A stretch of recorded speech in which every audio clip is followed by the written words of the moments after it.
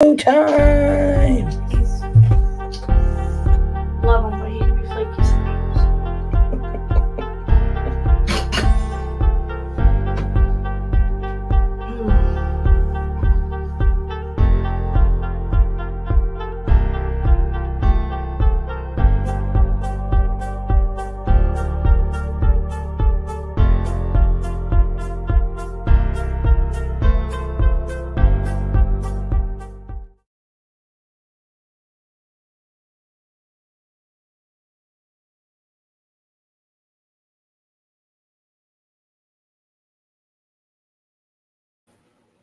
What is up, guys? It is the Sports Star Bradley Walker, and welcome to the Walker Report, part of NGSC Sports. Guys, remember the website. It's ngscsports.com for all your current sports content.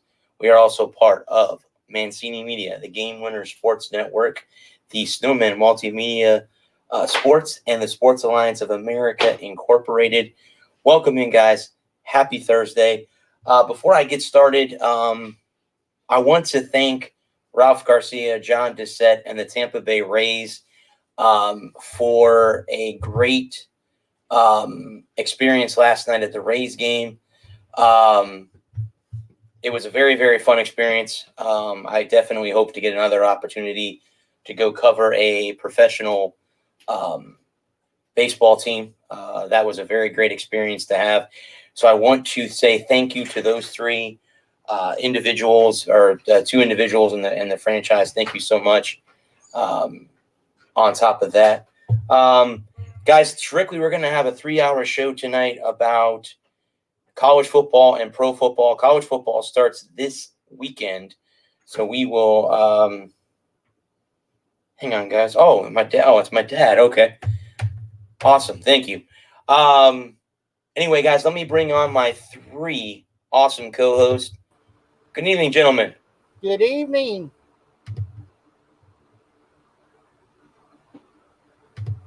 How's it going, guys? I'm here. Not Okay, bad. good evening. It's Okay. going.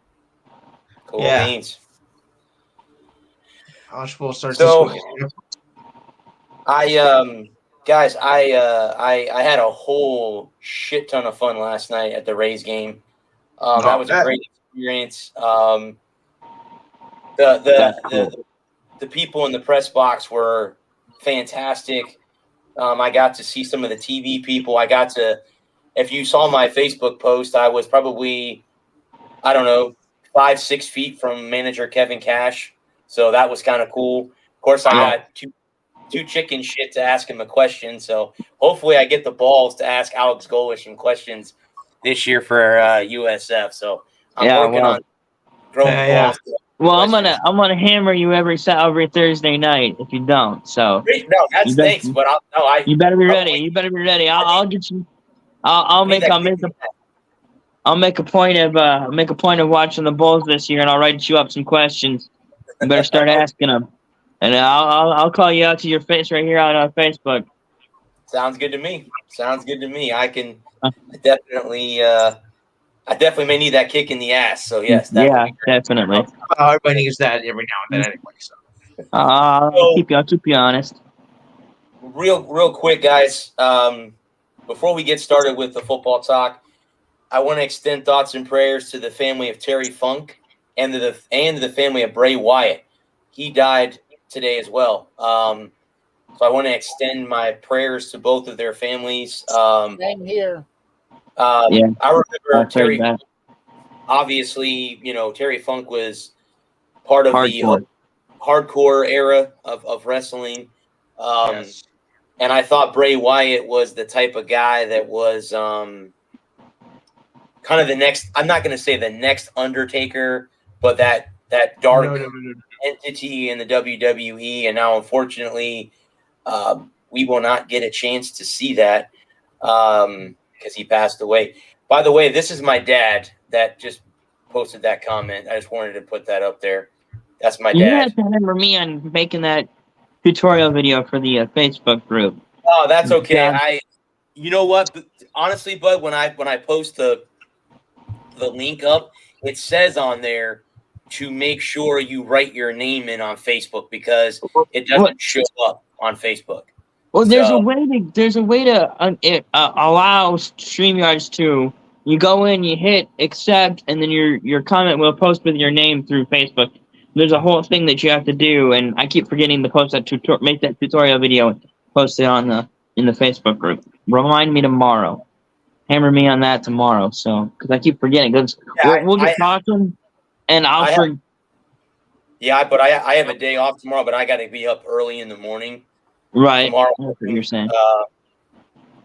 So yeah, Yeah, go. I got to go watch my niece. Sounds horrible. Yeah, right, right. This is my friend of mine that I met through a gentleman. Her name is Joanne. I met through a gentleman who I would call like a father figure to me. Went to when the Bucks used to be in the black and blue division.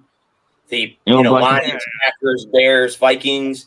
Every year we would go to the Bears Bucks game at Tampa Stadium, not Raymond James, Tampa Stadium, the old stadium. And he'd always make a bet with my mom. Whoever lost had to pay for dinner, and majority of the time he had to pay for dinner because Chicago would lose the Bucks. So there's that. There's that. Man, you're bad when you lose to the Bucks. Back in those days, yeah. Back in those days, would that have been the late '90s or the early 2000s, or? It'd be the late '90s because I got to meet Malcolm Glazer, who has passed away. Okay. So I got to meet him. He actually, I kid you not, man, came through the stands, shook hands, and signed autographs. I've never seen an owner other than Jeff Vinnick, who owns the Lightning, ever do that. Owners don't normally get out of the box. They're scared to death to leave the box because they're scared that the fans will eat them for breakfast. Well, I mean, actually so much, but there you go. There you go. Have you met some of the fans? I mean, yes. they're scary lot. I don't blame them. I don't blame them. You don't want to mess with some of the fans because they're bad. I mean, it depends too on what fan bases you're talking about too, and whether you're winning or you're losing. If you own the Philadelphia Eagles and you're not doing so, I don't think I want to be going through the stands. No, not at all. You get shanked going through that stadium. I don't think because you'd want to in this do that. area, guys. In this area, the media will hand on you if you are doing horrible, and you want to come across. Oh yeah. Well, Lou, they're the toughest media I think in America. Oh the yeah. New York media is the toughest media. I mean, I don't know LA because I'm not from the West Coast. And if anyone out there watching this show is from the West Coast and can tell us how the media is in LA, please let us know because we're all East Coast or near the East Coast. So yeah. I think I'll give you my top 5 of the worst. Okay. New York, Los Angeles. Okay. Boston. Yep. Yeah. Boston. Philadelphia. Yep. Okay. Philadelphia, and I hate to say it, but Detroit. I'm gonna say Dallas. I really, especially when it comes to football. Thanks. When it comes to football, I'm gonna politely but and respectfully disagree with you and say Dallas. I think the Dallas media is way harder on the Cowboys than Detroit media is on the Lions.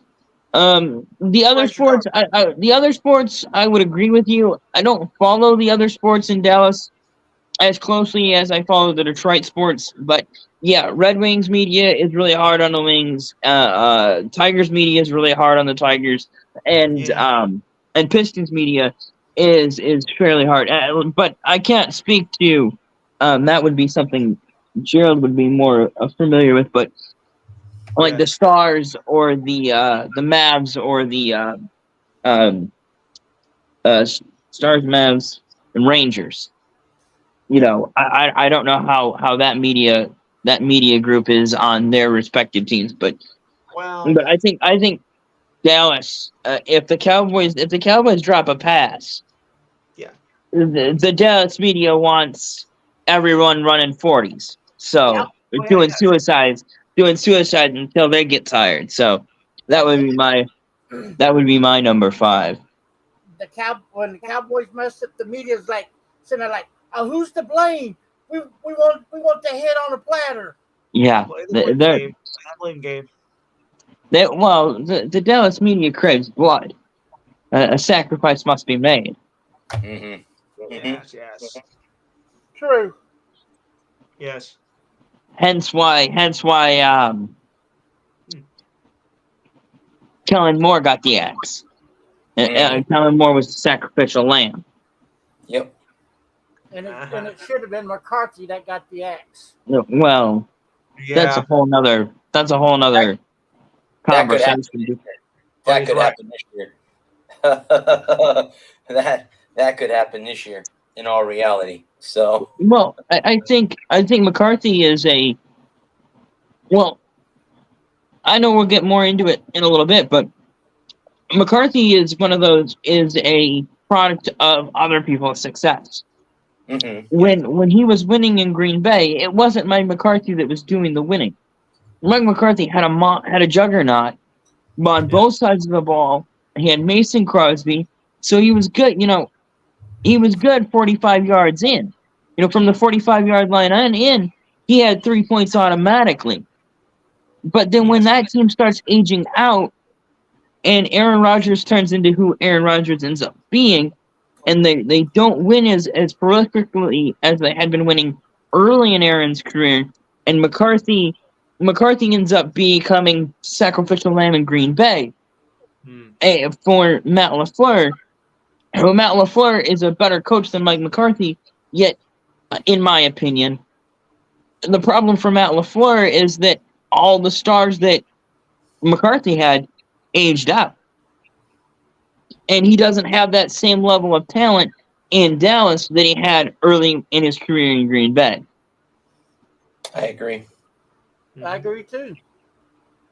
Yeah, miss.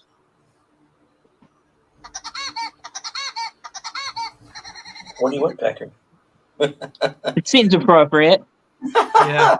Would you so you guys want to go over the Power Five, right? Is that what you want? Yeah, kind of. Okay. And then we'll start with the Power Five, and then if we have any time left, I kind of figure we'll do an hour and a half on both. That's what I was thinking. That's fine. And that goes all with Packers too. What conference do you guys want to start in? Let's start in Big 12? The Big Big Ten? 12? Big 10. Your call. Why don't we do the Pac-12 first, because that's a conference that we don't. None of us really have any fans of or anything like, or what's. Well, here's what it'll be until next year. Right now, it's Arizona, Arizona State, Cal, UCLA, Colorado, Oregon State, USC. No, USC already moved over to the Big Ten, right? No, not until next year. Not until next year. Stanford, Utah, Washington, and Washington State.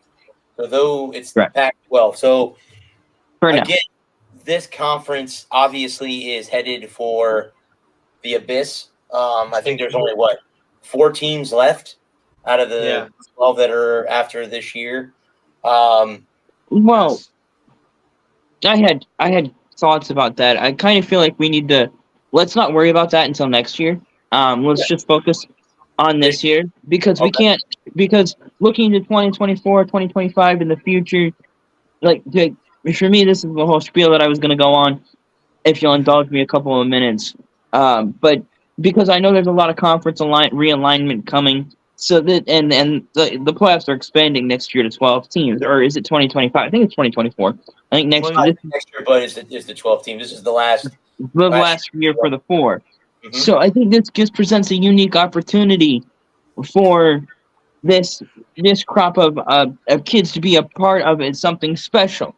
Kind of like the last year for where we thought we were gonna get a playoff, but nothing had been confirmed yet, and so that it wasn't special like it was when we got the playoff. And this has a unique opportunity to be a very special year for a lot of teams, and so. Personally, I don't think we really need to get into realignment until like January. We'll do a postseason dissection of what happened this year, and we can get into we'll do another special 3-hour show, and we'll talk about realignment and conference.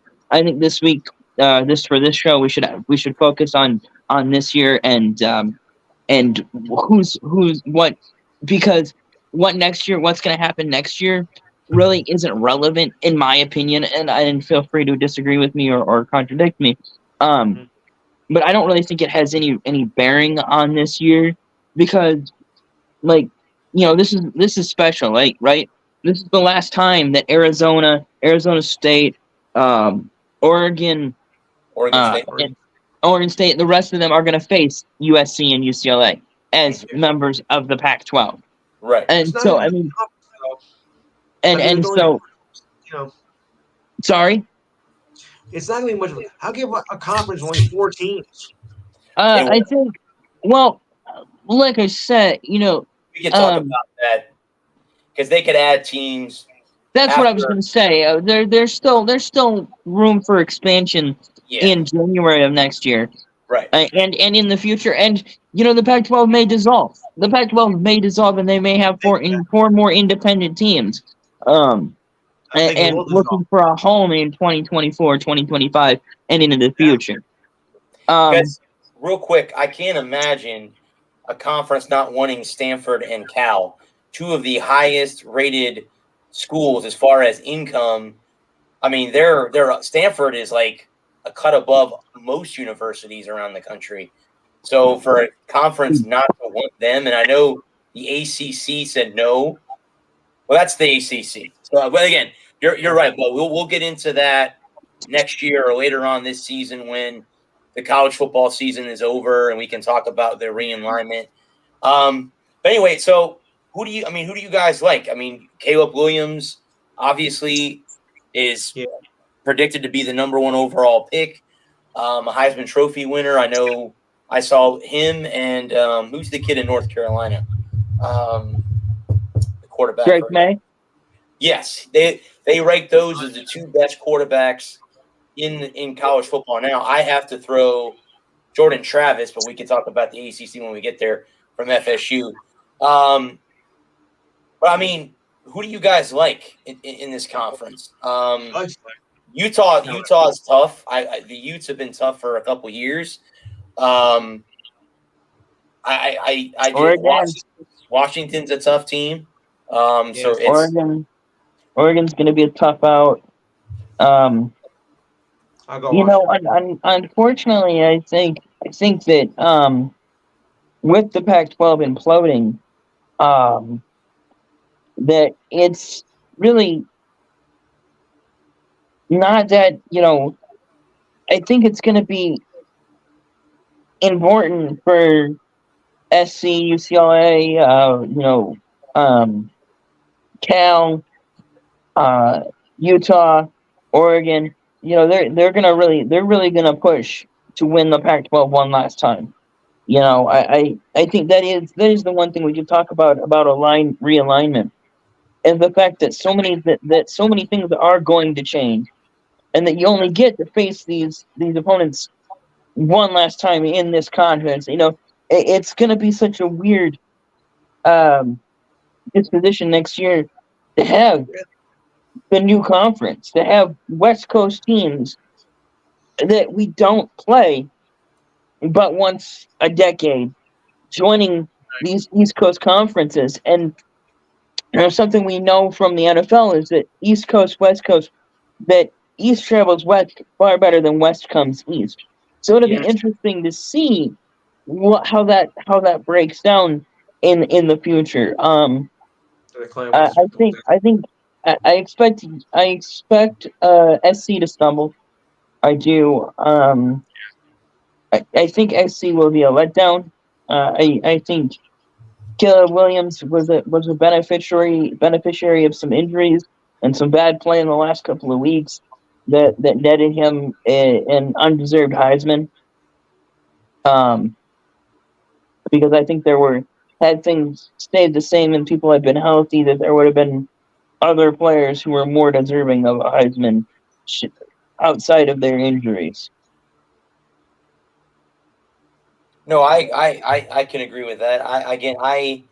It's hard for me to have an opinion on this conference because by the time you come around and if I'm covering a game or whatever, like I'm usually getting ready to go to bed and they're getting ready to kick off because again, they're on the West Coast, different time zone. So there's a lot of, I don't get a chance. So usually it'll be Sunday morning. I'll wake up before the NFL season starts and watch SportsCenter, and they'll go through, or I'll watch YouTube and they'll go through the Pac-12, scoreboard and show you. And again, I'm not saying that it's not because I don't want to watch any of these teams.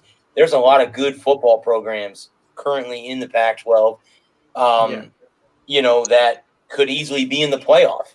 I mean, like I said, Utah's been knocking on the dang door the last few years. They've been in the Rose Bowl, I think, the last 2 years, back-to-back Rose Bowls for the Utes. So, it's going to be interesting. I mean, I'm interested to see how Colorado does with Dion. Mm-hmm. I'm interested to see how he does now that he's out of. He was in Division II, right? Is that where he was at first? Then he came. His school was in Division II. They were FCS. FCS, okay. Yeah. So, he. It's going to be interesting to see the transition. Yeah, he's playing. Yeah, he's up there. He's playing big boy football now. Yeah, so I'm interested to see how he does against the in conference games and whatever. I don't know what Colorado's schedule is, the out of conference games that they have. Right. But I'm interested to see how he does. You said, Lou, that you think Washington is going to win the conference this year? Yeah, I mean they'll go strong. They're trying to win the Pac-12, or I should say what's left of it. Yeah. Who do you guys think is the weak team in the conference? Is it Arizona? Arizona State. Yeah. ASU. Okay. Weak. Yeah, it's hard for me to have an opinion because I don't get to watch too much Pac-12 football. I wish I did. That's a conference that I just don't get a chance to watch very often, unless I'm out at a sports bar and then it's on and you happen to catch a game. Again, not following any of the teams that are out there, it's hard to say, okay, well, can you put on the USC game or can you put on the UCLA game because I follow them. So it's different. It's different. But again, no knock on the conference. I'm not trying to knock the conference and saying they're not worth watching. They are. It's unless you work, you live in the central time zone or the western time zone, it's hard to stay up till 1 o'clock in the morning on a Saturday watching college football. Yeah. So especially if you don't have any fan, any fanfare in the conference. All right, so we did the Pac-12. Where do you guys want to go next? What about the Big East? We'll go to the other coast. The Big East. Want to go to the Is it even existing? Did they fold up and move and go away? Is there still a Big East? Who's that? No. In football, they're gone. I guess ACC then. The ACC. Okay. So this is Boston College, Clemson, Duke, Florida State, Georgia Tech, Louisville, Miami, North Carolina, NC State, Pittsburgh, Syracuse, Virginia, Va-Tech, Wake Forest, and they have Notre Dame down, but I don't think Notre Dame plays in the ACC for football. They're independent, aren't they? They're still in Indy. Okay. This conference is interesting, too, because it's been, primarily dominated by the Clemson Tigers. For the last 5 years, yeah. I think that this is the year that Clemson takes a huge step backwards. I think this is I could see NC State, North Carolina, or Florida State being the ACC champion this year. I think Florida State has to be the odds-on favorite. Yeah, I agree. I hate to say that because I'm a Gator and I hate to hear the Noles, but again, you have to understand that they're a good football program. Mike Norvell, was in Memphis in the AAC, and he's at Florida State. And guess what? He's been given time, and now with the time that he's had, he got an extension. And I think the Seminoles could check this out, guys. I had dinner with my buddy who might be coming on here later on Saturday, and I told him I would bet him dinner that the Noles would be one of the 4 playoff teams this year. If they don't get hurt, no injuries, I think they could be in the playoff. I think they'll be in the thick of it.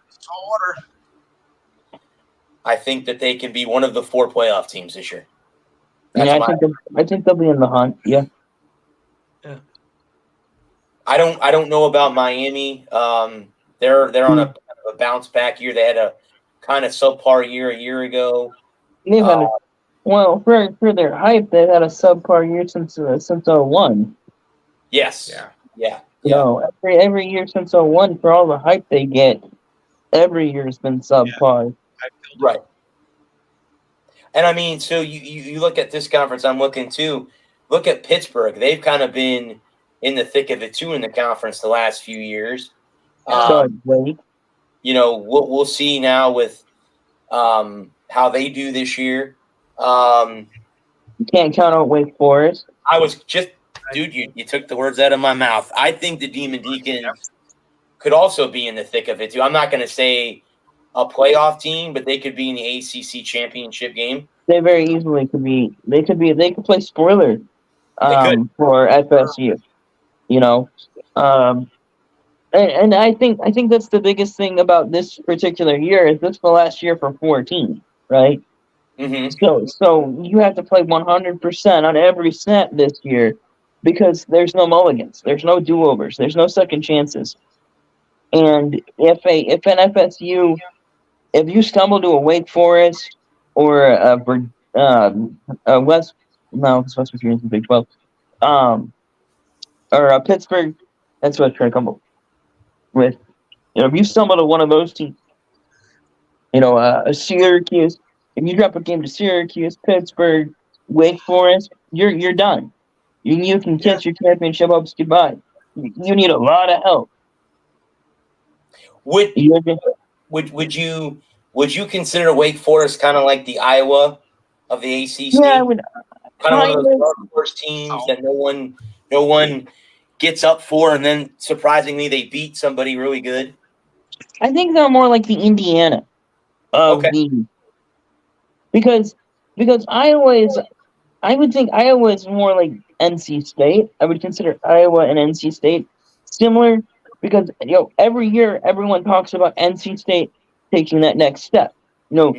Competing for a division title, or even and competing in a New Year's Six bowl, and then they seem to stumble. And every year people talk about Iowa.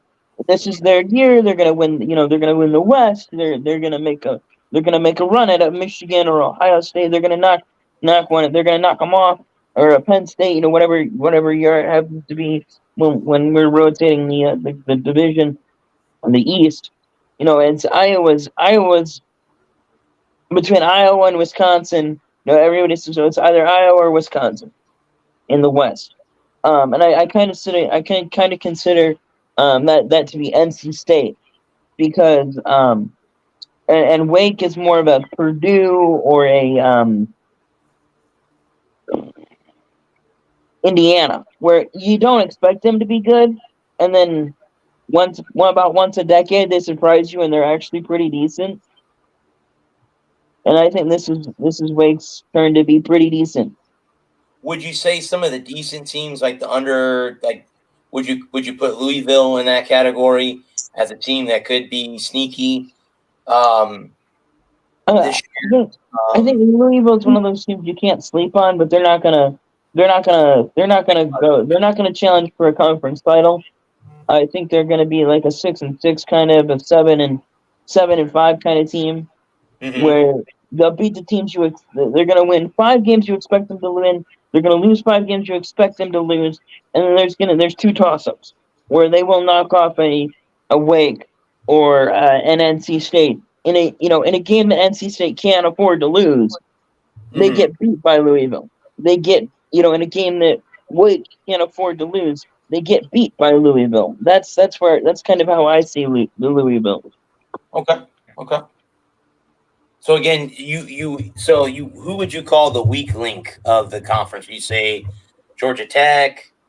Would you throw them in that thing as kind of the weak team? Georgia Tech's trash. I think NC State is probably the weak link. Because I think it's not fair to call Georgia, a team that we don't expect to be any good, a weak link. You know, I think that the weakest, you're only as good as your worst team, and NC and Tech or I think Pittsburgh. Pittsburgh is one of those teams that's sometimes they're sneaky good. Syracuse is another team that's sometimes sneaky good, and they're 5-7, 8-4, 9-3. One year they'll be 9-3, and then look out. Next year they got some hot recruits. They're getting some 4 and 5-star recruits. They got 2 5-star recruits this year, and they do nothing with them. And they're kind of like Illinois. Illinois will have, every couple of years, Illinois will, they've turned it around and Illinois is back, and then, yeah, they're back to the outhouse. I kind of feel like that's where, you're, kind of like the bottom feeders in your conference. You can't sleep on your bottom feeders. Your Rutgers, your Georgia Techs, those teams that are always at the bottom. The teams that's going to go 1-10, but that one loss is going to be against that one win is going to be against your team, because of course it is. Yeah. Once a decade they beat you, and it's this year because you can't afford to lose a game. Right. Because in that Week 10 game before rivalry weekend, you catch a pissed off Rutgers, and you catch a pissed off Duke, you catch a pissed off Pittsburgh. Mm-hmm. It doesn't necessarily have to be. It could be Week 6 before a big rivalry game, or whatever. You got a big rivalry weekend coming up, and the week before you're playing Pittsburgh or Louisville or Boston College. That's a weak link right there. Boston College. Boston College. How many times has Notre Dame dropped a game to Boston College? Too many to mention. I was gonna say a lot. That's it. They seem to be. That it cost them a number 1 ranking back 30 years ago. Yep. I mean, wasn't it NC State or was it Notre Dame that Doug Flutie beat on a last second throw? I don't remember now. Miami. Miami, that's right. Yeah. Yeah, there you go. Miami. A Miami team will lose to a Boston, a top 5 Miami team drops a game they can't afford to lose to Boston College on a last second Doug Flutie Hail Mary. Mm-hmm. Right. Yep. Okay, so you think I think this conference might be very competitive this year. There's a lot of teams, and the middle teams, if you want to say that, the middle teams like the North Carolinas, the Pittsburghs, the Louisvilles, could be the team that, like you said, you guys have said that could knock one of the top teams out of a playoff chance or out of the ACC championship altogether. When it comes down to it, knock a Clemson off, knock a Florida State off, somebody at the top of the division gets knocked off. And I know in college football, the right way is to lose early because you can recover from a loss early. Yes. But if you get hit late in the season, that's bad news because it's really hard to recover from a late loss. Especially to a bad team. Right. Yeah, in a mid-October, early November game where you're kind of winding the season down and you lose to a team you're not supposed to lose to. You're supposed to go out there and you're not supposed to lose stuffing out of them, and you do it. Yeah. So okay, I like that. Like I said, I have a lot of pull for the Noles. Again, I could be. I hope I'm not wrong. I hope I am right. But I just think that they're a good football team, and they're going to prove that this year. If they can stay healthy, barring injuries, I think they're going to be right in the thick of it when it comes playoff time. Yeah, I think it comes down to, and this is across the board, every team from 1920 on forward, since they codified the rules of football and football became the game we knew it as. It comes down to three things. Let me see if I find my camera. It comes down to three things: quarterback play, turnovers, and health. Yep. The team that has the best quarterback play, commits the fewest turnovers, and stays the healthiest, it will win a championship. Yep, that is correct. And I know always know his chemistry, talent, and because you need that too. You need chemistry and talent. Yeah, but that's that's just as cliche as what I said. Okay. Hey guys. Hello. Hey, what's going on, man? Doing good. By the way, folks, I interviewed Bradley here yesterday, I think, or it was yesterday. And that'll be up on my YouTube channel, the Gerald Wisniewski Network, September 1st. So feel free to check it out when it comes. So, This is my friend Dennis, by the way, guys. And you can see that he's a Red Sox fan. Oh, yes. Well, welcome anyway. And Lou is a Yankees fan, so you can excuse him. Yes. So you're a Yankees fan? Oh, good night, folks. Well, at least we're not talking baseball tonight. Right. But anyway, yeah. So again, I think, guys, with the ACC, when it comes down to it, it will be tough. Where do you guys want to go next? Big 12? We can Big do 10? Big 12. Big 12. Okay. Yes. So again, I'm just here to hang out. So. Okay. Just like with the Pac-12, obviously this conference is going to change next year. But again, that's for another time. So right now, there are 3 new teams added to the Big 12 that came from the AAC, and that would be Cincinnati, Houston, and UCF. Almost forgot about them. The UCF Golden Knights. So it's Baylor, BYU. BYU's in the Big 12? Really? Yeah, they moved last year. Okay.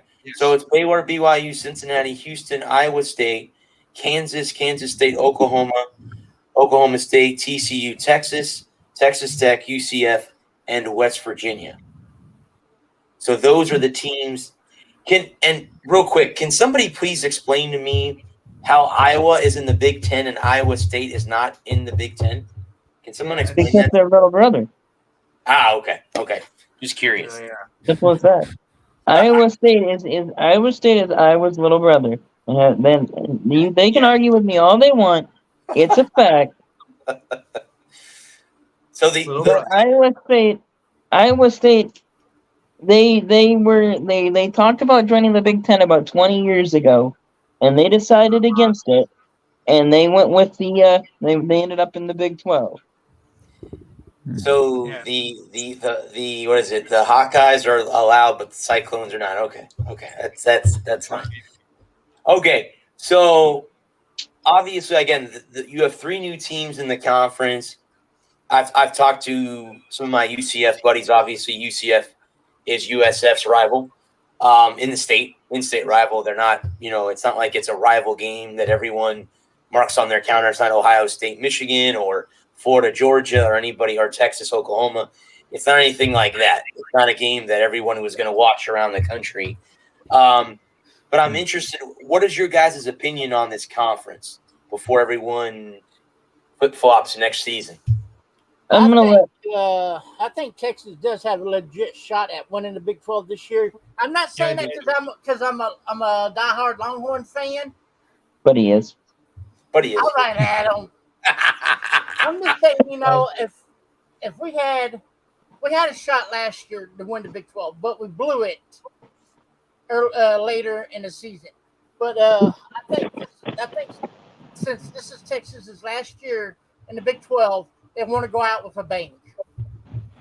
Well, I can't argue even as not a Texas fan. I can't argue with you. I think Texas is the best team in the Big 12 right now. Pound for pound, I think they are the best team in the Big 12. I think they have. If you're talking about the teams in the Big 12 with the best shot to make a run at the playoffs, it's got to be Texas. Exactly. Because who else is who's better? Who's even comparable? OU sucks. Mm-hmm. Yep. They do. Yeah, never forget that, Adam. Yes. TCU's. I expect a downturn from TCU. They lost a running back. They lost their quarterback. They lost their wide receiver. Their defense is a Big 12 defense. The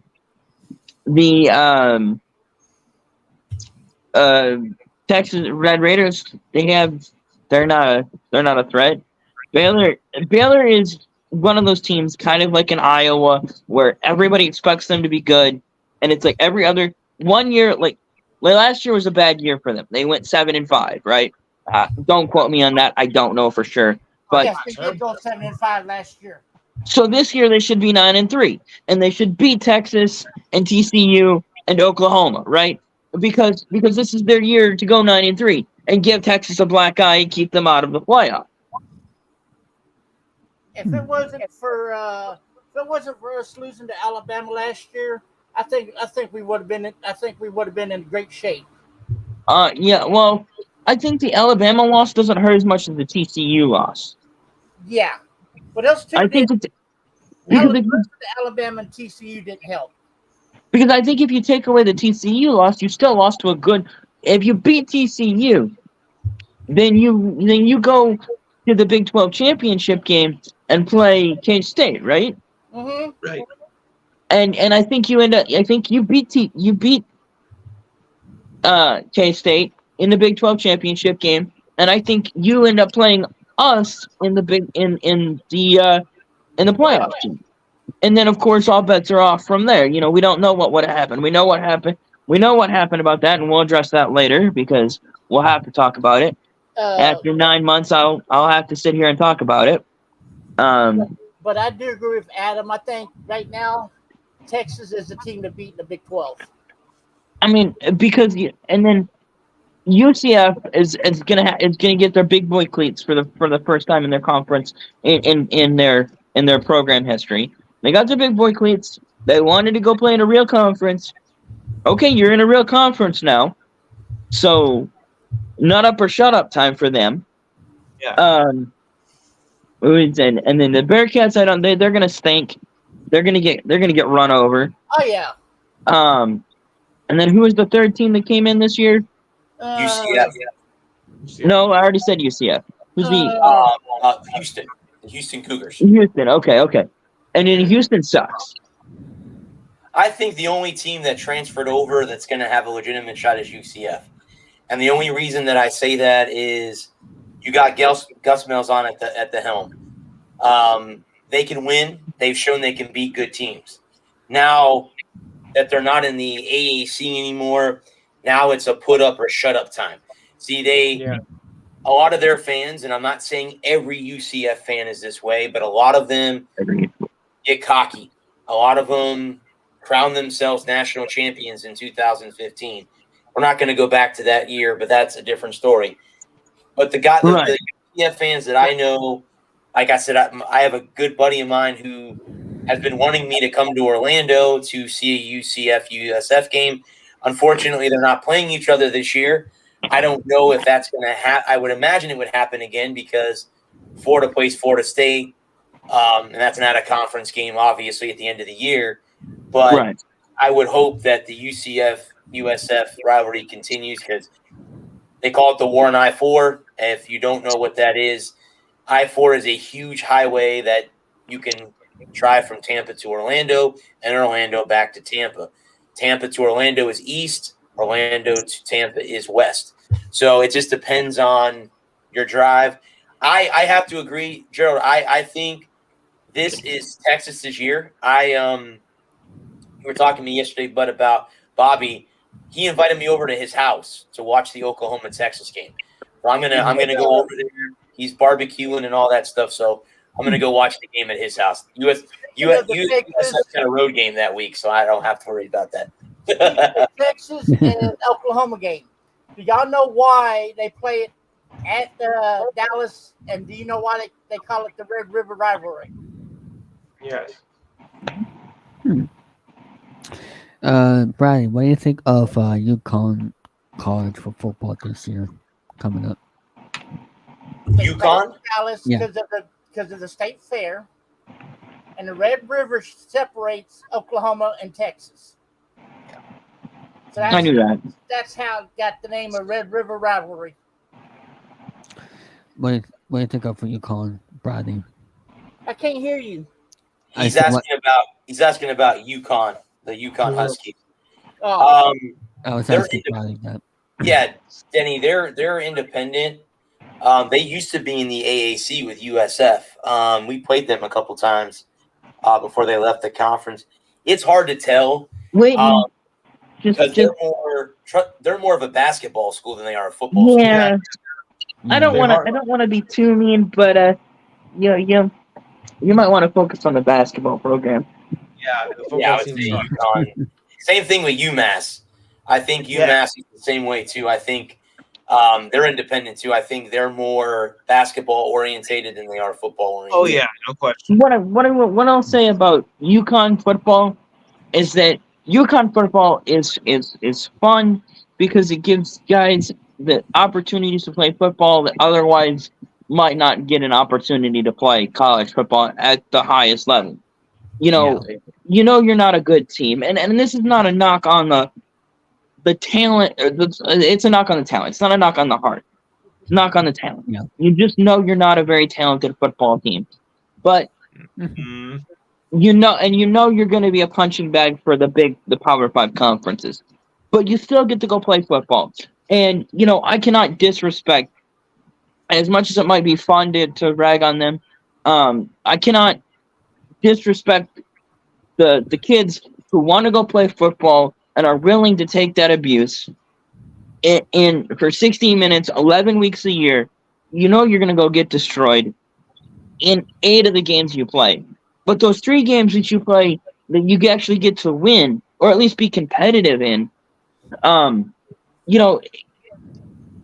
can't blame a kid for wanting to play football. Football is so much fun, and UConn football, UMass football, the ACC, the AAC. Those kids who might otherwise not get an opportunity to play college football at the highest level. I take nothing away from them. I'm just some dumb schmuck on my couch. So, I have the utmost respect for anyone who would willingly sign up and smash themselves into other men as fast as they possibly can go. Yeah.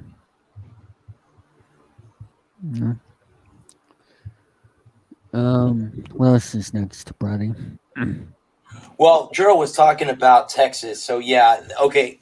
So that he was telling me last week that the game is kicked off at noon because of the Texas State Fair. It allows fans to leave early enough to go to the fair and enjoy the fair. Like I said, I think this is Texas's conference to win. I think it's a conference to lose, man. That's what I mean, conference to lose. I don't really think. Kansas State might be the only thorn you might have this year. Every year they pump up Oklahoma State, and they seem to, shit the bed when it comes time for them to win games. And Mike Gundy's a great head coach, and it just seems like they win early on in the season, then it gets to the big games, and they disappear. Like, they just don't show up. I don't know what happens, how that happens with his program, but it happens every year. They'll go undefeated, and all of a sudden they bump into TCU or a school that they're not supposed to lose to, Kansas, for example, and they go in there and they lay an egg, or Kansas comes into Stillwater and beats them down, and it's like, okay, like, wait a minute, you weren't supposed to lose to them. What's going on, Mike? Texas Tech. Yeah, that's what I mean. I'm going to say this right now. On the high end, I see Texas going 10-3. 10-3. Yeah, really. 10-2. That's brutal. 10-3. 3 losses. What? Well, what 3 games? Well, tell Gerald, what 3 games do you have them losing? Oh, Kansas State. I was going to say, okay. Kansas State. That's Who do they play again? I don't remember. I haven't. Well, don't they open against who do you guys open against this year? Isn't it not a conference game? It's not a conference game. No, okay. Oh, that's right. FSU opens against LSU this year. That's what I forgot to mention about their. oh yeah. We'll get to the SEC in a minute. Now let me take that back. On a good end, 10-3 on the low end. Kansas State, Baylor, and probably Oklahoma State. Do you mean 9-3? Yeah, 9-3. I'm sorry, 9-3. Yeah, there's like 13 games. I'm like, wait a minute. Unless you're saying they're going to lose the championship game to O State. Oh, don't do that. Don't do that. No, I don't. On the good end, I see 11-2. On the good end, I see 12-0.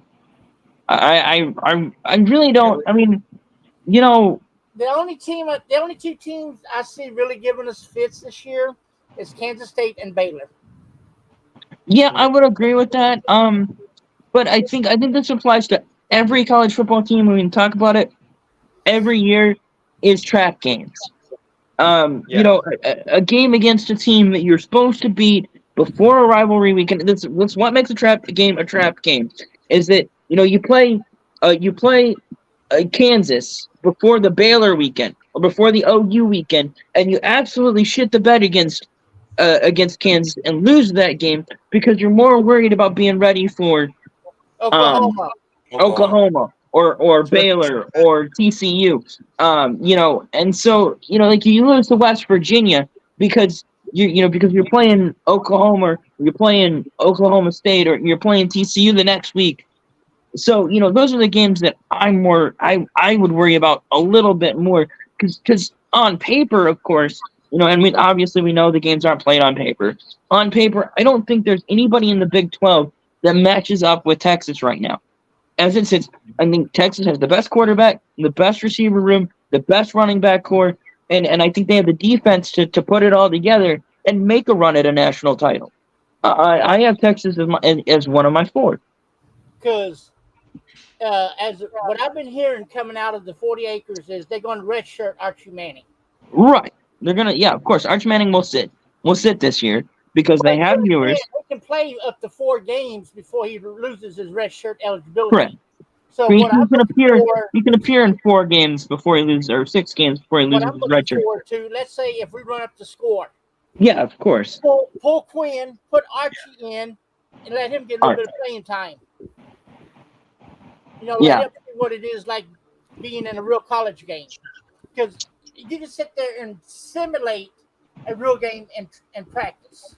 But it's not the same as being in a real game where you got 300-pound linebackers coming at you. Yes. Yeah. No, I 100%. Those first 3 games, I think you'll see Ewers till about halfway through the third quarter, maybe earlier if you can run up the score, if you get up by 4 or 5 touchdowns, if you can get your 3 offensive scores and a couple of defensive scores. You're going. If Alabama did not take Quinn out last season, we would have beaten Oklahoma. I mean Alabama. Yeah. Yeah, of course. I mean, if some butts were candy and nuts, we'd all have a Merry Christmas. And a happy year too. Because you go back and watch that game, Quinn was torching. Quinn was on point. Yeah, he was torching Alabama secondary. Oh, he was on point. He was absolutely balling. And that defense came out to play too. Yeah. And that defense put the clamps on Alabama. They put the clamps on TCU too. Hold Alabama 19 points. Right. That's the win. Yeah, 90% of the time, man. Because we all know Alabama's the type of team they will put up 30, 40, 50 points a game. Yeah, they'll drop 40 on it. They'll drop 40 on you in the blink of an eye. Just like that. But for Texas defense to only allow 19 points the whole game. The defense balled out. Unfortunately, Ewers got hurt. I mean, and what do you there's a reason why he was the starter and the other guy wasn't. Mm-hmm. And I guarantee you, when we go up there playing this year, it's going to be a different story. We're going to come out of there with a win. Tuscaloosa. I'm gonna head out, guys. So it's nice being here for a little bit, and I'll talk to you guys later. Okay? Yeah, we'll be here in a minute. See ya. Yeah. So first of all, it's tough to win in Tuscaloosa. Let me just say that right now. I'm gonna get something. Stark did a lot of coaching up in Tuscaloosa. Sure did. So he's going to have them prepared for Tuscaloosa to play in that hostile environment. Yeah. Yeah. September 9th. It's a Saturday. It's a night game in Tuscaloosa. Because Stark knows what it's like in Tuscaloosa. He knows what the fans are going to be like up there, and he's going to have them. He's going to have the UT ready to go in there and show Alabama, look, we're going to dominate. Do me a favor, Gerald. What? You guys play them on September 9th, right? Yes. Do me a favor. Rough the shit out of them. You know why? Because the following Saturday, they come to Raymond James Stadium to play USF. And boy, would that be fucking sweet to beat them after they lose to Texas. Don't you worry. That couple weeks before that game, I'm going to be all over Alabama fans. Wait a minute. I just said the F word. Oh, my God. Okay. Yes, you fucking did. Oh, my effing you did. I did. But no, I mean, yeah, that's kind of cool that they play Texas the week before they come down here. So just don't piss them off too bad because they'll come down here and they'll run USF out of the building. So don't pick the shit out of it. They'll be up 49 before. They'll be up. Be 49-0 going into the half. Yeah, we don't need that. Shit, it'll be 49. Third quarter. There's two reasons why I see us beating Alabama this year. That's going to be a ball game, though. One, Stark knows what Tuscaloosa's like. And two, they don't have Bryce Young. Yeah, that's the thing that I'm worried about Alabama. So we can switch the SEC now. Alabama does not have Bryce Young. They don't have that top receiving core like they did. Nope. Yeah, but the one thing that I will say about that, and this is something that's been said about Saban for going on 20 years, is that because I remember when he first got to Alabama, and then they win their first title in 2009, and then in 2010, I was like, oh, he doesn't have the same players. They win another one in 2011. And he doesn't. In 2012, they have a down year and they lose the game. Oh, he doesn't have the same players. 2013, they win it all again. Oh, 2014, they have a down year. Oh, he doesn't have the same players. It's the end of the Saban era. In 2015, they win it again. 2016, they lose. 2017, they win. 2018, they lose. 2019, they win. It seems to be like that every single other year. Everybody says this is Alabama's year to be down, and then he pulls a rabbit out of his hat, and they go out and go 13-0. They go 14-0. They go 20-0. They play 6 extra games that we didn't even know they were gonna play. Well, and Saban somehow managed to have Heisman caliber quarterback, Heisman caliber running back, Heisman caliber wide receiving core, Heisman caliber defensive line, Heisman caliber defensive backfield. And every year everybody says Saban. Well, look, this is Alabama's year. They're going to be down. We can beat them, and yet they don't. And Nick Saban is a god. He's a god amongst gods when it comes to college football. So don't count Alabama out until they are officially down.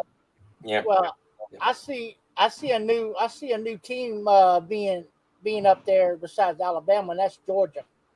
No, it's Georgia's league to lose. I don't sleep on LSU because I was gonna say LSU as well. And on top of that, don't sleep on Tennessee. Yeah, I know they lost Hendon Hooker. Not hyped on the hype. Josh Heupel is he can reload as much as the other guys can too. So in the division with Alabama, I see 4 teams that could run on top of Alabama. Georgia, LSU, Tennessee, and probably A&M. Because A&M I was gonna say Ole Miss. 4 teams I see that can run on top of Alabama right now. I would say Ole Miss. I wouldn't say A&M. I'd say Ole Miss. Ole Miss might be the dark horse in the SEC. Jimbo, I mean, the coach of A&M coached under Nick Saban. Yeah, and he's gotten his ass handed to him. Well, for the last 4 years. He has to be on the hot seat. He's on the hottest hot seat. Smart's done to Nick Saban. And he's what 2-5. I mean, again, like I said, everybody says Nick Saban. This is the year. This is the year to get Alabama. Yeah, everybody says that every other year. Every other year, this is the year to get Nick Saban.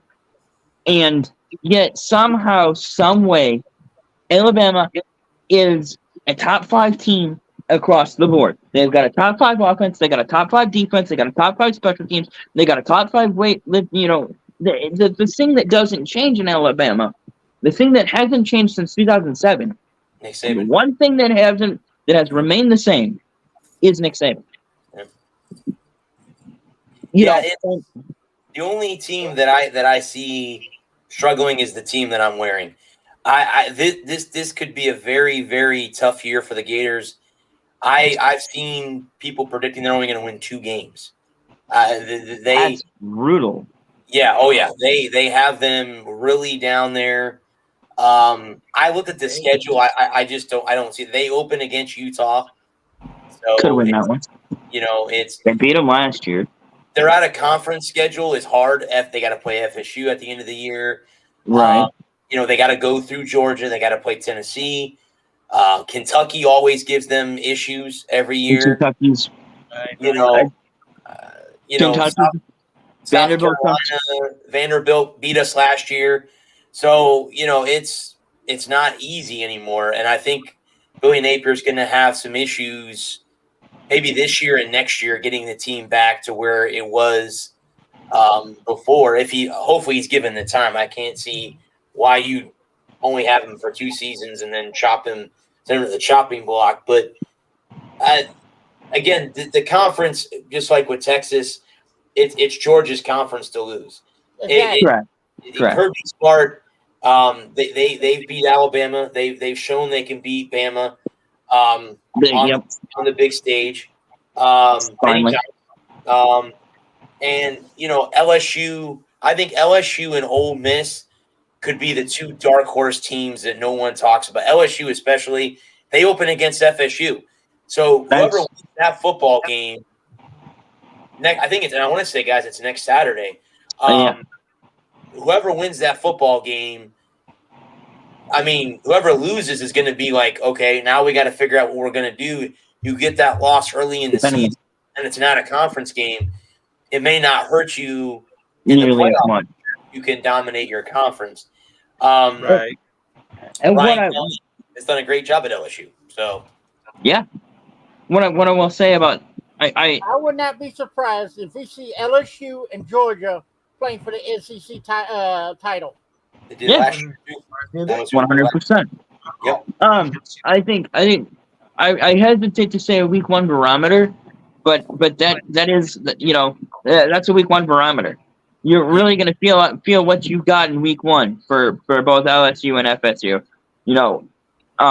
because usually week 1 is a cupcake game. You get a UConn or a UMass or somebody like that. 0 and nothing game. Yeah, cupcake game. But it's like for college. Yeah, pretty much. But this is a real yardstick kind of game.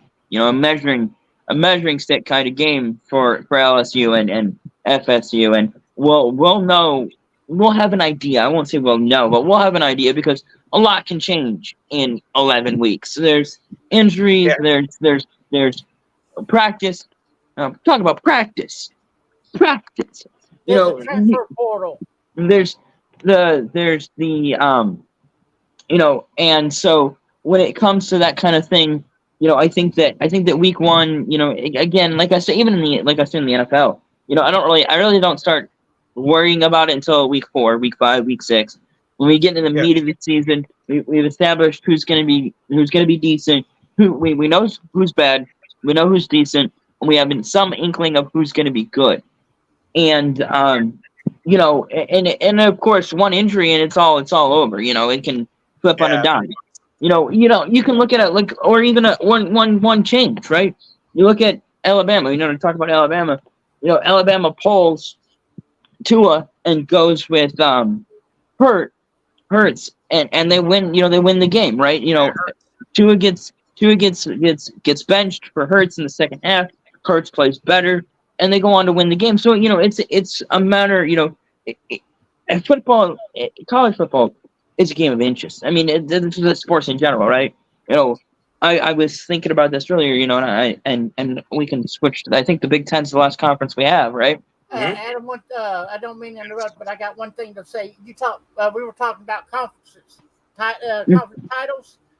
Mm-hmm. Don't be surprised if you see Texas and Oklahoma playing for the Big 12 title. I can see it. I can see it too.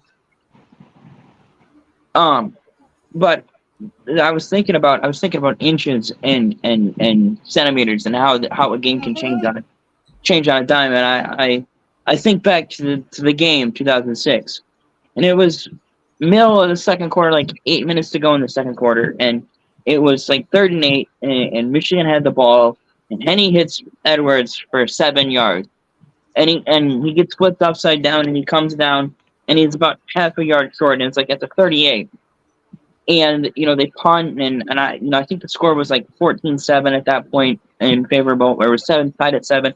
I don't remember the exact score, but if Edwards gets that extra yard, right, that's 3 extra plays for the offense, and maybe they go, they run right, run left, run middle, and punt, right, get no yards and punt, but that's 3 extra plays that Ohio State doesn't get. That's 3 extra plays that Michigan's defense gets to sit on the bench, not only rest, but talk to the coaches, talk to the other players, better the game plan, better the scheme, and those inches, at that moment really didn't add up. But if you think, the final score is 42-41. If Michigan gets another 10 or 15 yards, they can attempt a long field goal. You make a long field goal, finals 40-44. Everything else being equal, finals 44-42. Those things that really don't seem to matter at a moment in time. Now everybody thinks about the highlight reel play. I'm like, yeah, those highlight reel plays are huge, but it's really the points that don't end up on the score sheet that end up mattering the most. Mm-hmm. Did y'all hear that the 49ers made Sam Darnold the QB number 2, and they're looking for options for Trey Lance? So we'll get to that when we get to that. Trey Lance may be out of. We'll get there when we get there. We'll get there when we get there. We're not there yet. We'll get there when we get there. What's coming across the bottom of my TV? But I am aware of that. Yes. Yeah. The final conference is the Big Ten. Obviously, it's going to come down to Michigan and Ohio State, and it's been that way for a very long time. Unless now, with Jim Harbaugh being suspended for 3 games, how's that going to affect them? It won't. It's going to be a murder. Blue by 90. They're going to go out and roll up the score on them. They're going to come play pissed off. It's the 3 non-conference games. Yeah. Oh, he got in trouble with the NCAA. Much ado about nothing. Oh. Yeah. They're trying to make a molehill out of an anthill. That's what they. Yeah, it's the NCAA being mad at Jim Harbaugh for being Jim Harbaugh. Oh well, life goes on. Yeah, I mean, it's nothing worse than what Tennessee did, and Tennessee didn't get anything. Yep. I know. He bought a kid a cheeseburger and didn't disclose it to the NCAA, and they're having a right pouty fit about it. Over a cheeseburger? Come on. Yeah, because it was an improper gift for a recruit. Hey, I think I just found a ridiculous story of the week. Come on. There you go, Lou. There you go. You have a kid come in that you're recruiting You want to show him a good time. Yeah, I mean, well, and what it was he didn't. To a strip club, give him alcohol or anything like that. Take him out, feed him dinner. Take him around. What it was is he didn't disclose it to the NCAA, and he didn't tell the NCAA that he bought the kid a cheeseburger. It's the team's business.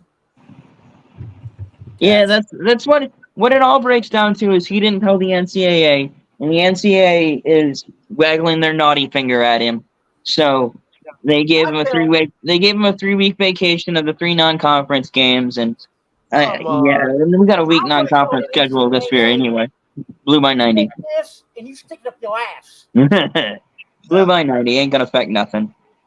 Because it's my team, my business. You keep your nose out of it.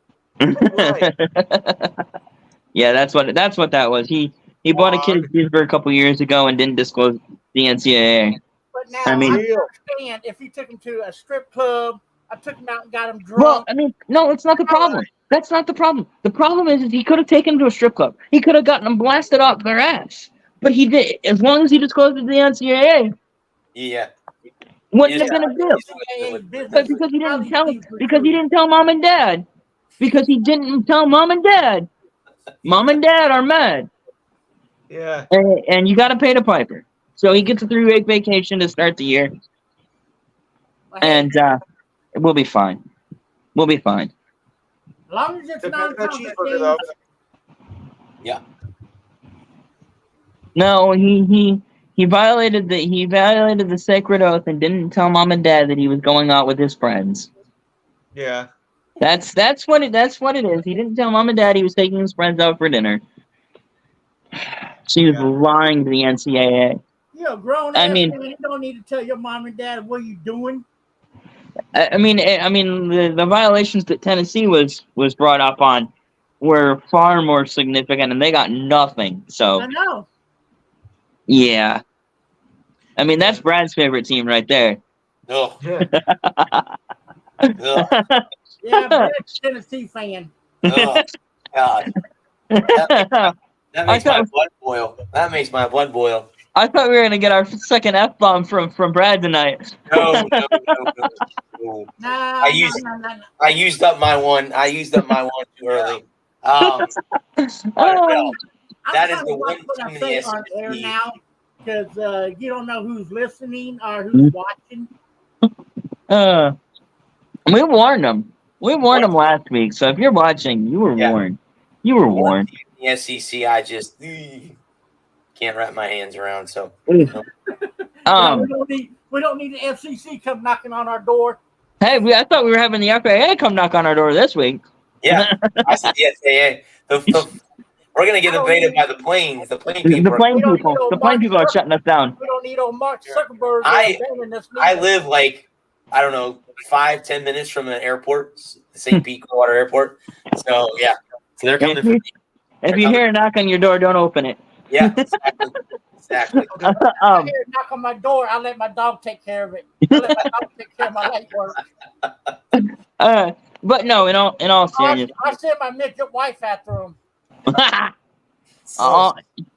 and but to talk about football stuff, I think the Big Ten is kind of like the like every other conference. I don't think there's anything special.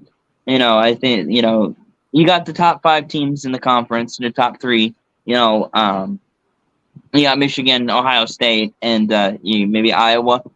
I think, but then after that, you got everybody else. You got Northwestern. They got Penn State ranked pretty high this year. Yeah, Penn State. But I mean, okay, Penn State. So you kind of like every other conference. It's got you got your Georgias, you got Georgia, LSU, Tennessee, Georgia, LSU, Tennessee, Alabama. Right, those are your top 4. Right, you got Texas, Oklahoma, Texas Tech. Oklahoma State. And Oklahoma State. Or then that 4th one kind of rotates every year. Kind of like you got Michigan, Ohio State, and Penn State every year. And then you've got 1 year it's Iowa, 1 year it's Wisconsin, 1 year it's Indiana, 1 year it's Michigan State. And I think you can kind of do that with every company. You got Texas, Oklahoma, and and then that third one rotates every year in the Big 12. Now, Adam, y'all do have a rivalry with Michigan State, right? No. Now, who's y'all's biggest rivalry? Ohio State. Ohio State, yeah. No. See. Let me break it down for you. Michigan Ohio State. Ohio State is our biggest rival. We're Michigan State's biggest rival. That's how that breaks down. Little Same brother. with Texas and Oklahoma. Little brother. Call him little brother for nothing. Yeah. We're by 90.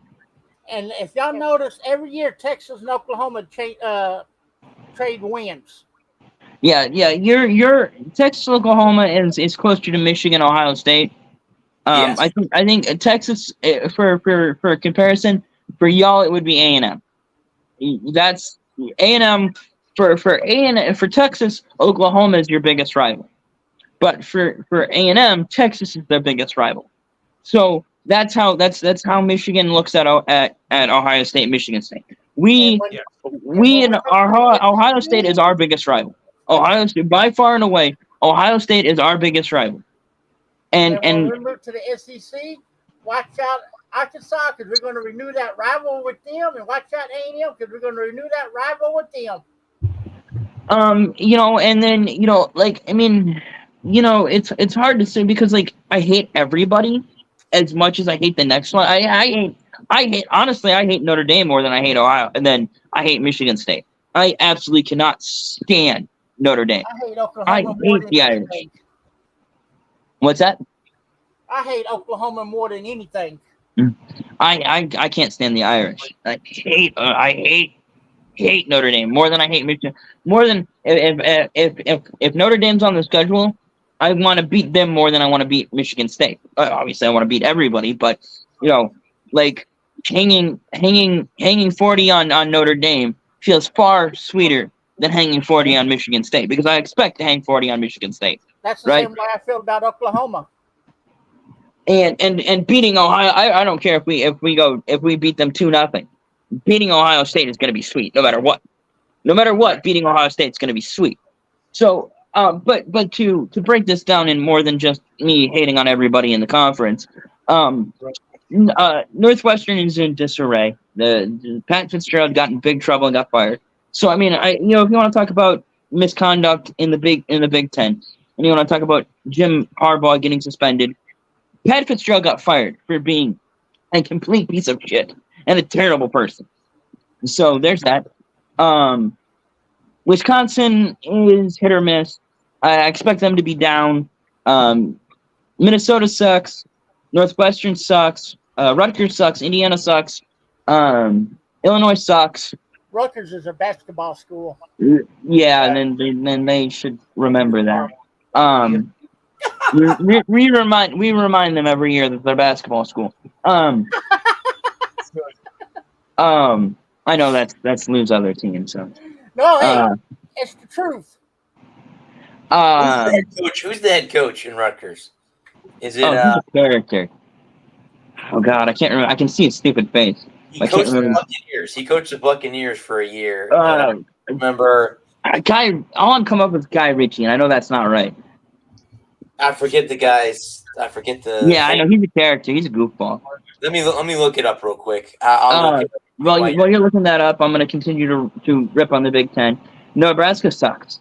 Penn State's good. I'll give credit where credit is due. Penn State's good. Ohio State's good. Obviously, can't wait to beat them again. Michigan State is an enigma wrapped in a $95 million dickhead.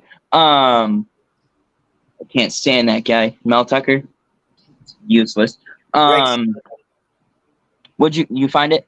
Greg Schiano, yeah. He's a character. He's a character. He needs to quit. No, he's good. He's good for Rutgers. He's just a character. He's fun. I don't have anything against Greg Schiano. Maryland sucks. Let's see. Did I get everybody? I feel like I'm missing people. Mm-mm. Indiana, Minnesota, Indiana, Illinois, Iowa, Nebraska, Penn State, Rutgers, Michigan, Michigan State, Ohio. There's four more. Northwestern, 3 more. Who am I forgetting? Nothing in the third quarter. What did you say again, Bud? You got. Hang on a minute. Yeah. Left on the third quarter, and it's 24-0 Pittsburgh. Yep. And in the other game, it's 17-10 Colts over Eagles. Big Ten is Illinois, Indiana, Iowa, Maryland, Michigan, Michigan State, Minnesota, Nebraska, Northwestern, Ohio State, Penn State, Purdue, Rutgers, Wisconsin. Rutgers and Wisconsin. Those are the 2 that I couldn't come up with. Yeah. And Colts over Eagles right now. Echo. But no, yeah, I just, it's Michigan, Ohio State, and then everybody else. Mm-hmm. It's Michigan, Ohio State, Penn State, in the field. And do I need to say any more? Real quick before we got another 10 minutes on this before we move on to the NFL. But I think the Final Four, I'm feeling Georgia, Michigan, LSU or FSU. Whoever wins that game, I think will be the one that comes out of that. It's hard. It's tough because one of those teams is. I think FSU has the easier route if they lose.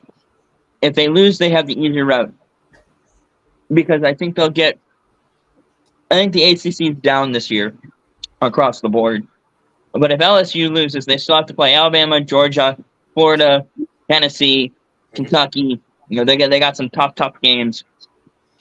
So I think 3 is up for grabs, and then Texas. Texas will be my 4. My 4. Right. That sounds about right. I again, it's we do have week 0, as they call it, starting on Saturday. Speaking of the Irish, I think they're playing Navy on Saturday. Not mistaken. So that's one of the first game here.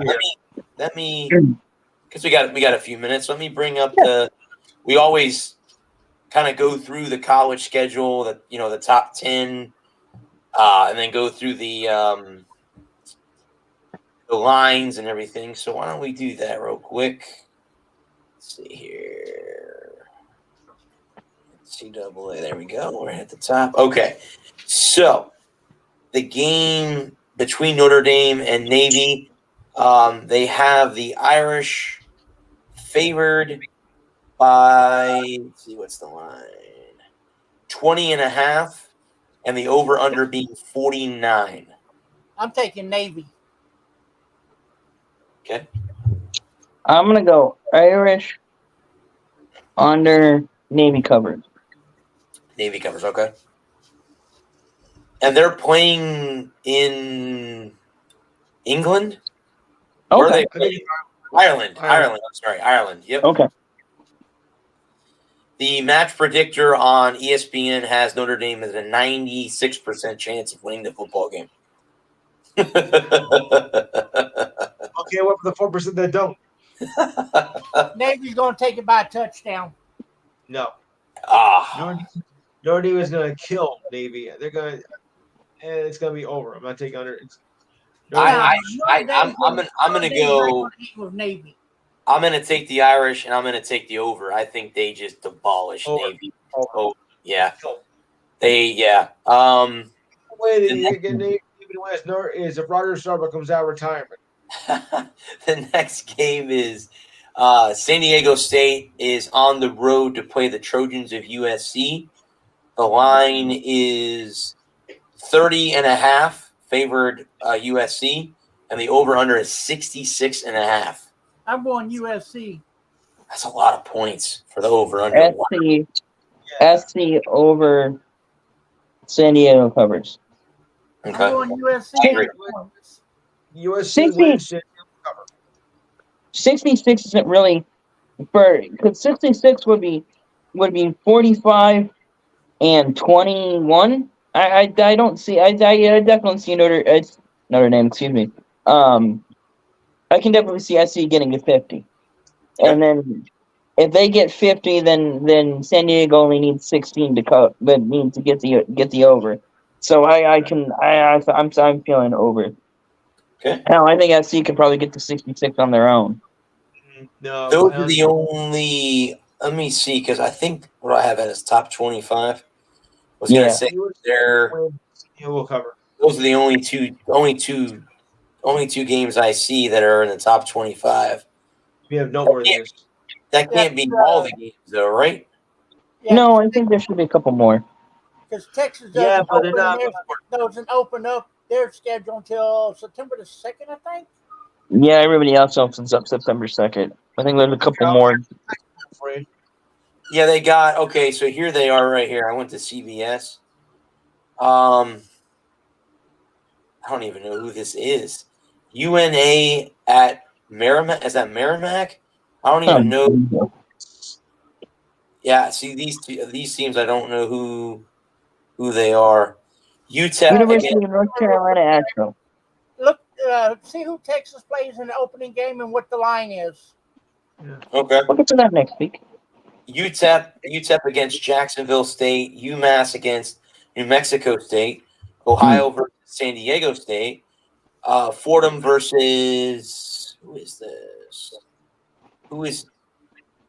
Is it Albany? Yeah, Probably. Albany. And then you have Hawaii and Vanderbilt. Yes. Wow. Yeah. Hawaii and Vanderbilt. Okay. You have South Carolina State against Deion's old school, Jackson State. Yeah, you got a lot of those games in Week 0. FIU against Louisiana Tech. So those are the games that are, not top 25. But yeah, let me see. Like I said, we can get to the Texas game next week because I think the season rolls around next Saturday. Wait, no, we can't. Do it this week because we're not having a show next week. I know I had the UT schedule. Right. Oh, that's right. There will be no show next week because I'll be at the football game. Right. My bad. Because they got changed back. I got all that straightened out, by the way. So, got that all straightened out.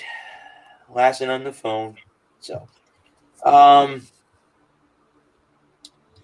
Texas opens up against Alabama. Is that right? Or do they have a game on the 2nd? I'm sorry. They play Rice. Rice at Texas. And the line, they don't have one. ESPN. But I will say Texas takes that one over Rice. Yeah. They're Texas, calling the points in the over. 96-degree weather in Texas. Ooh, it's going to be a hot one. Yeah. But hey, at least it's going to be better than what we're facing right now. Right now, we're still in triple digits, but they're saying that sometime next week, we should start seeing a little cool down. It'll only be 3 degrees hotter than hell. Hey, they have Texas 98. I take 90-degree weather over triple digits any day. Right.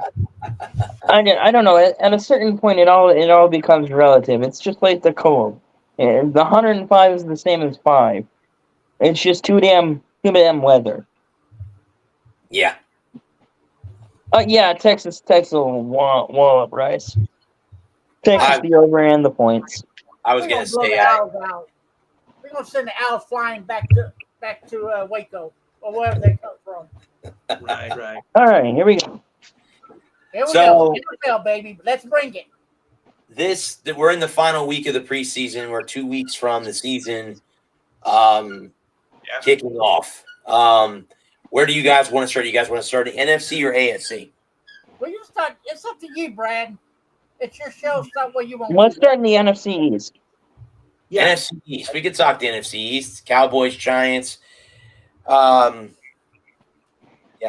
Eagles. Cowboys, Giants, Eagles, Commanders. Commanders. Now with the Cowboys going out and getting Deuce Vaughn, I think that's gonna be a big help to Tony.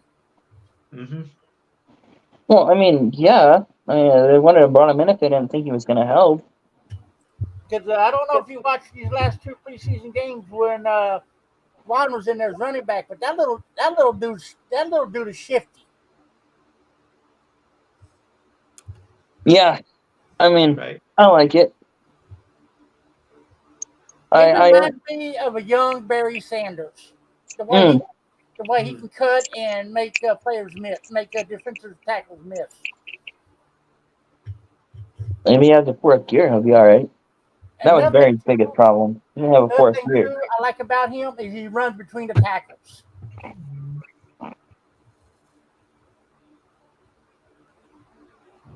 Yeah, I really, it's and Gerald, before we came on, he just mentioned that.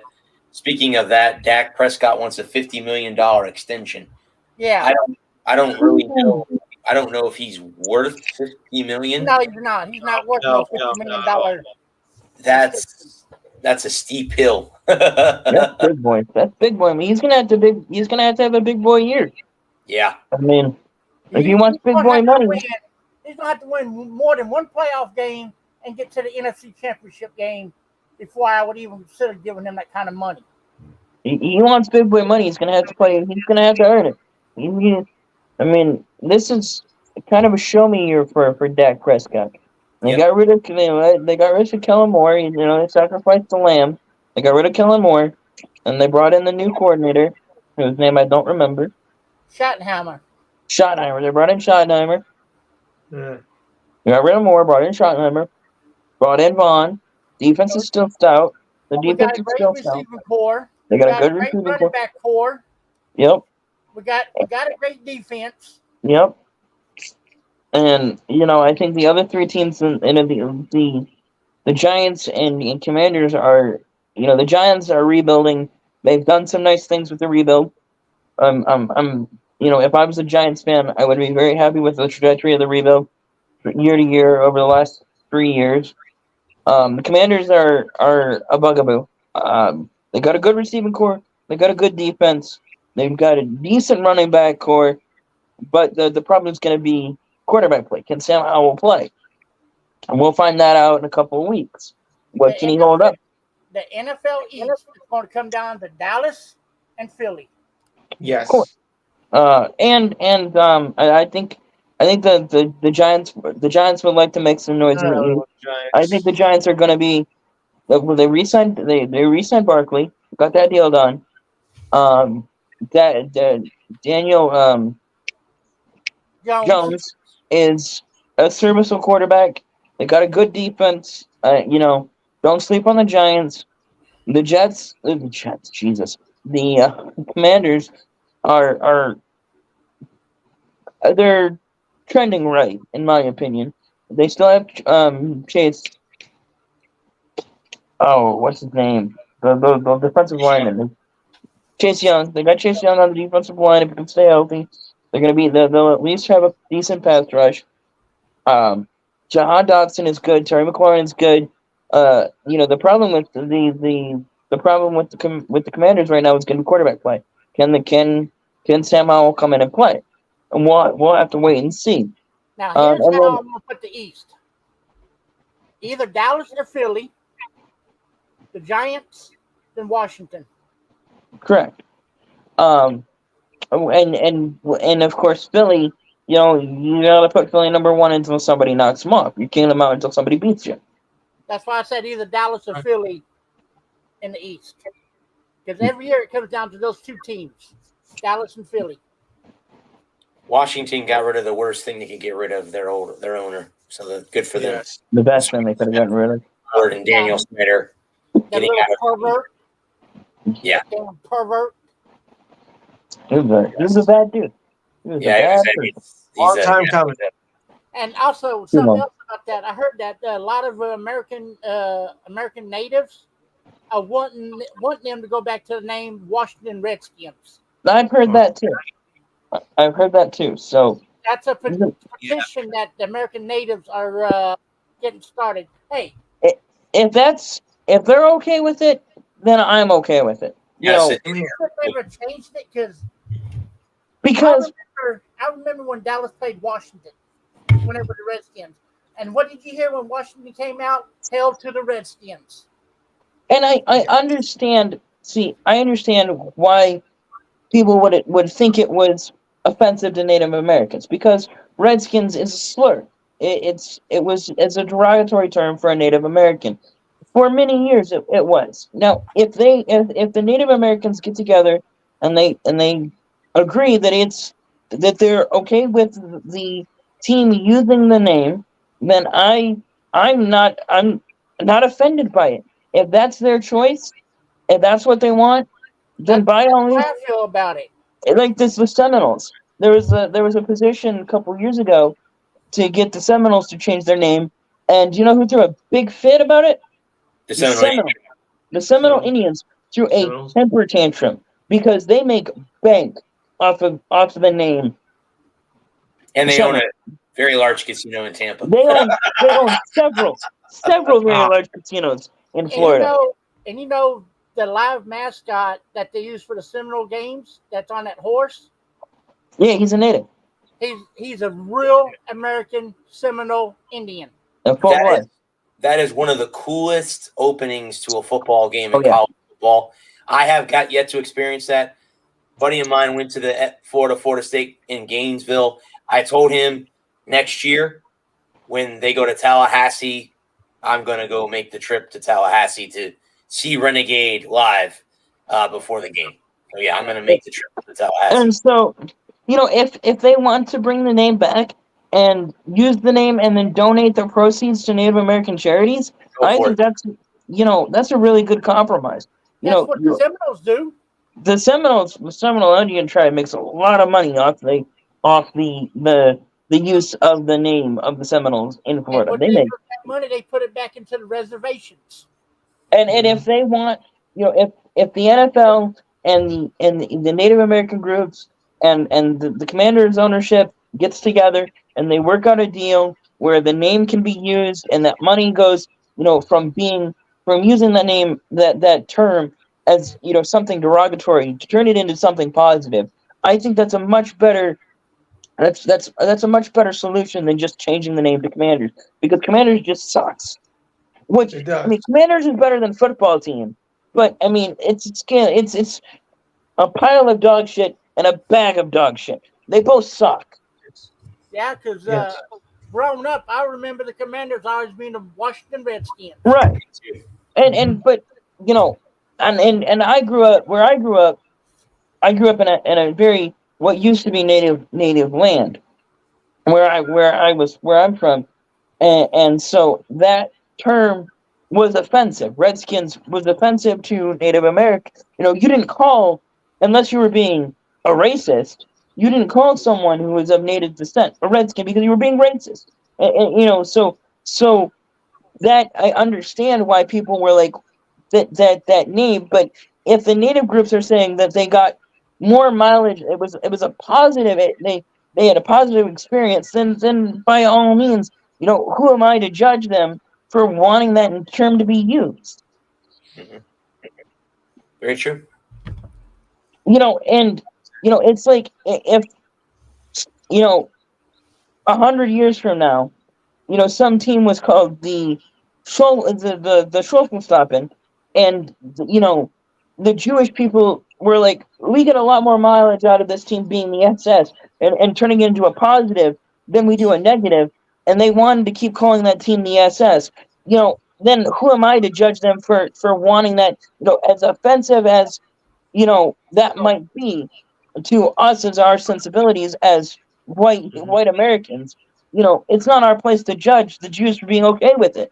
And not that I'm saying that it's okay, but I'm just saying, hypothetically speaking, if there was some, if there's an offensive term for Jews, it starts with a K. I'm not going to say it, but there's don't want to get bumped off of Twitter or not Twitter, YouTube. But if there was a German football team, 100 years after that term is no longer, and then 100 years later, everyone's like, oh, that's an offensive term, and the Jews were like, you know what? It really doesn't matter. It really doesn't matter. Then who are we to judge? Well, You see, know, and if my last name is Polish, so if they come up to, hey, we want a Polish football team, we're gonna call it the Polacks. Hey, right, go for it. Don't offend me one bit. right, yeah, I'm Polish too. Don't offend me So, one bit. you know, if we're taking a negative term and turning it into something positive, and they get more positive feedback, and they get more interest in Native American history and a Native American culture from that term being used as opposed to being a negative, it's a positive. Then, and they say we got more mileage out of it being, because then we can have conversations about Native American rights and Native American history and Native American culture. Then by changing the name, you're burying the history, and you're taking that because you're offended by something that is irrelevant to our sensibilities. And then if they feel like you're you're you're not doing it because you're doing it to virtue signal for your own white liberal sensibilities, then I say we go back. But that's You're saying. that's not the purpose of this. Well, we can go. Speaking of the NFC, that's down here. We can go the NFC South. Okay. Bucks, Panthers, Falcons, Saints. I fought with this one earlier. This I think that for the Saints. I was gonna say I think the favorite has to be the Saints. Sorry, Brad. Carolina and Atlanta are in the midst of rebuild. We're gonna have to see how Desmond Ridder does, and of course Bryce Young, the first overall pick, if they can protect him. Because I watched a couple Carolina games in the preseason. He's on his butt a lot, and you don't want that for a rookie quarterback to get shell shocked in the preseason. He's scared to death to pull the trigger when he needs to pull the trigger. Can't win games looking up at the sky. And the Buccaneers, it's going to come down to the offense, brand new. Dave Canales, brand new offensive coordinator. Baker Mayfield was named the starter the other day. It was funny because they made a big deal out of the Todd Bowles goes, and the starter is going to be Baker Mayfield, and Kyle Trask will be our number 2. He didn't even do a formal announcement. It was in the middle of a press conference, and it's like, oh, he just wanted to get it over and done with, and he got tired of being asked about it. The Baker's on a short leash. I'm telling you that right now. He is not going to get. If he struggles, he gets 4 games. Even if he gets 4, it might be 3. But again, no one really. I mean, the Bucs aren't really. Again, this is the post Tom Brady era for the team. Beginning. So there's not going to be much out of them. The Saints, you bring in Derek Carr. Alvin Kamara only got 3 games for obviously beating the crap out of some guy in Vegas. I forgot about that. So I mean, the Saints have to be the favorite. They're a good defensive team. They've given the Bucs absolute shit the last few seasons. Even when Tom was here, the Saints were the team that gave them fits, and it has been that way for I would say the last 5 or 6 or 7 years. The Saints have given the Bucs all kinds of hell, even when Jameis was here. They have. But, I mean, Mike Evans is still going to get 1,000 yards. Chris Godwin's still going to be good. They got Rachaad White, who's going to be good running back. They're going to be okay. It's not going to be. It might be another 7-9, 7-10 team that wins the division. The Saints may have a winning record, but I mean, if you look at it, if the Bucs can win both games against the Panthers, both games against the Falcons, and one against the Saints, there's 5 wins right there. Right. And they have a semi out of division schedule. I mean, they play the Colts. We'll see how Anthony. We'll get to the AFC South later on, but it's not hard. I mean, the Bucs can win. I don't know. I think I had I think I predicted them to win 7 or 8 games on a podcast that I was on earlier this year. That I thought they could win at least 8 games and be 8-9. They were 8-9 last year and won the division. So we'll see. But I think Baker's on a short leash. That's all I'm going to say about that. Yeah. I have Carolina 4. I have Tampa 3. And I fought with this for a while this morning.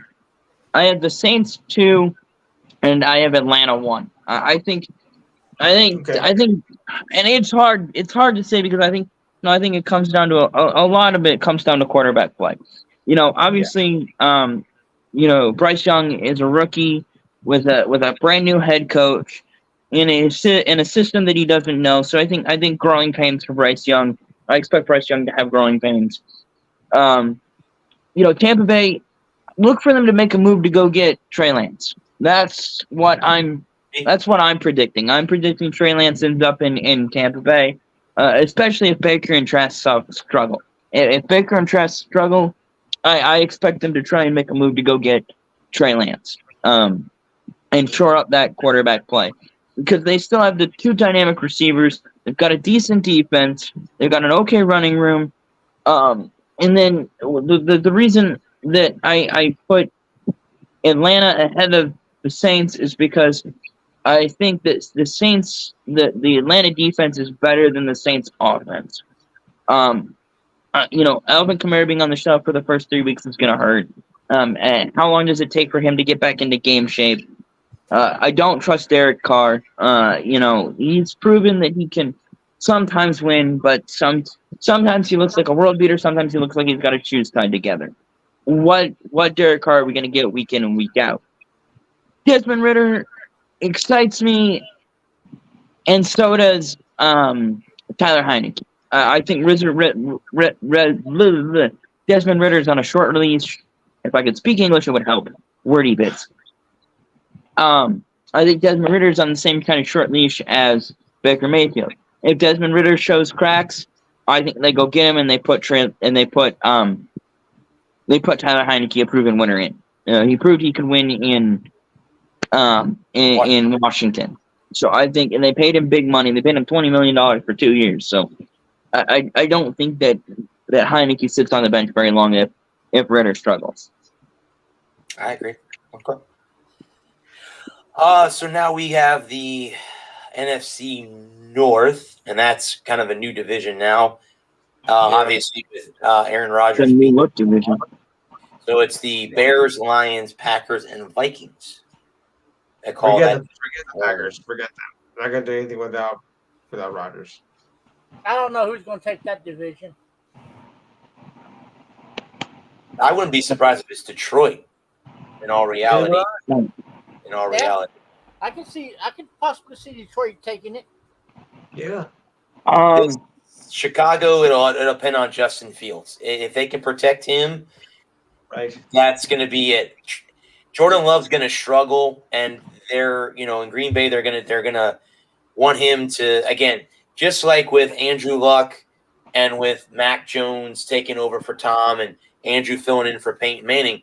You're going into a legend, and obviously we all know that Aaron Rodgers is a future Hall of Famer, first ballot Hall of Famer most likely, and it's gonna come down to how much time are they going to give Jordan Love before they boo him off the field in Lambeau and all that stuff. And Detroit seems to be the team that I know I think they missed one of their wide receivers. I think he got suspended for gambling. Correct me if I'm wrong on that. No, you're right. Williams got 6 games. So other than that, I mean, they basically have a majority of the same team they had a year ago that went on that winning streak at the end of the season. Yeah. So we'll see. I mean, I could be totally wrong, and Chicago could win the division this year. So I don't know. Right now, I'm going to say Green Bay goes 7-10. I don't think 7-10 is out of the realm of possibility. I think what Green Bay has to do is not put the ball in Jordan Love's hands. Don't force him to win. You play good defense and run the ball, and let Jordan Love come into his own and learn the game I think Green Bay could be okay. I think they could be a 7-10, 8-9 kind of team. I like what Chicago's done. They've put some pieces around Justin Fields. Can Justin Fields mature? That's going to be the question. Can Justin Fields come into his own and become a dual threat quarterback who can both run and throw the ball and be effective just as effective in the passing game as he is in the running game? Chicago's going to be a tough. If that happens, Chicago's going to be a tough out. Minnesota still has Justin Jefferson, Kirk Cousins. They've got a good defense. The enigma in the division is Detroit, because 25 years of frustration, 25 years of failure has made me jaded. And I'm not buying the Dan Campbell hype. Dan Campbell, the football man. Dan Campbell's a football man. Dan Campbell, the football mind. I haven't seen it. I have not seen Dan Campbell, the football coach. I've seen Dan Campbell, the football fan. He loves football. He eats, sleeps, and breathes football, right? And this is what he does. This is what he loves to do. And he's good at liking football. But is he good at coaching football? Can he manage his timeouts? At the end of the half, at the end of the game. Can he manage the clock at the end of the half, at the end of the game? Can he learn that yes, punting is not surrendering. It's worrying, because that's what he's got this mindset of we go for it on fourth down. Random ass onside kicks in the middle of the second quarter after a field goal. This is he tries to coach football like it's Madden. And that's my biggest worry is they were 1-7. They were 1-7 last year before they went on that 8-game winning streak. To miss the playoffs by a game. They went on an 8-game winning streak and lost and still missed the playoffs. I don't buy the Dan Campbell hype. I'm not on the Dan Campbell train. And because of everything that I've been through for the last 25 years. Whether it was Barry retiring, whether, they had a great running back, no quarterback. They had a great defense, no offense. They had 3 premier offensive weapons. Matthew Stafford, Golden Tate, and Calvin Johnson made the playoffs twice.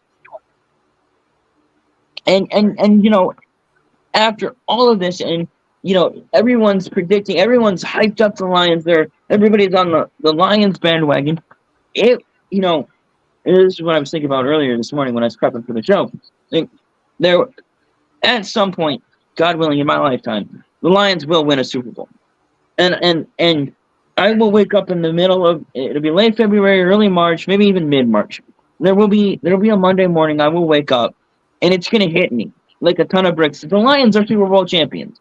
This team that I've rooted for and rooted against all in the same game, where they've I've gone into even in the 0-16 year, watched every game, rooting for them to win.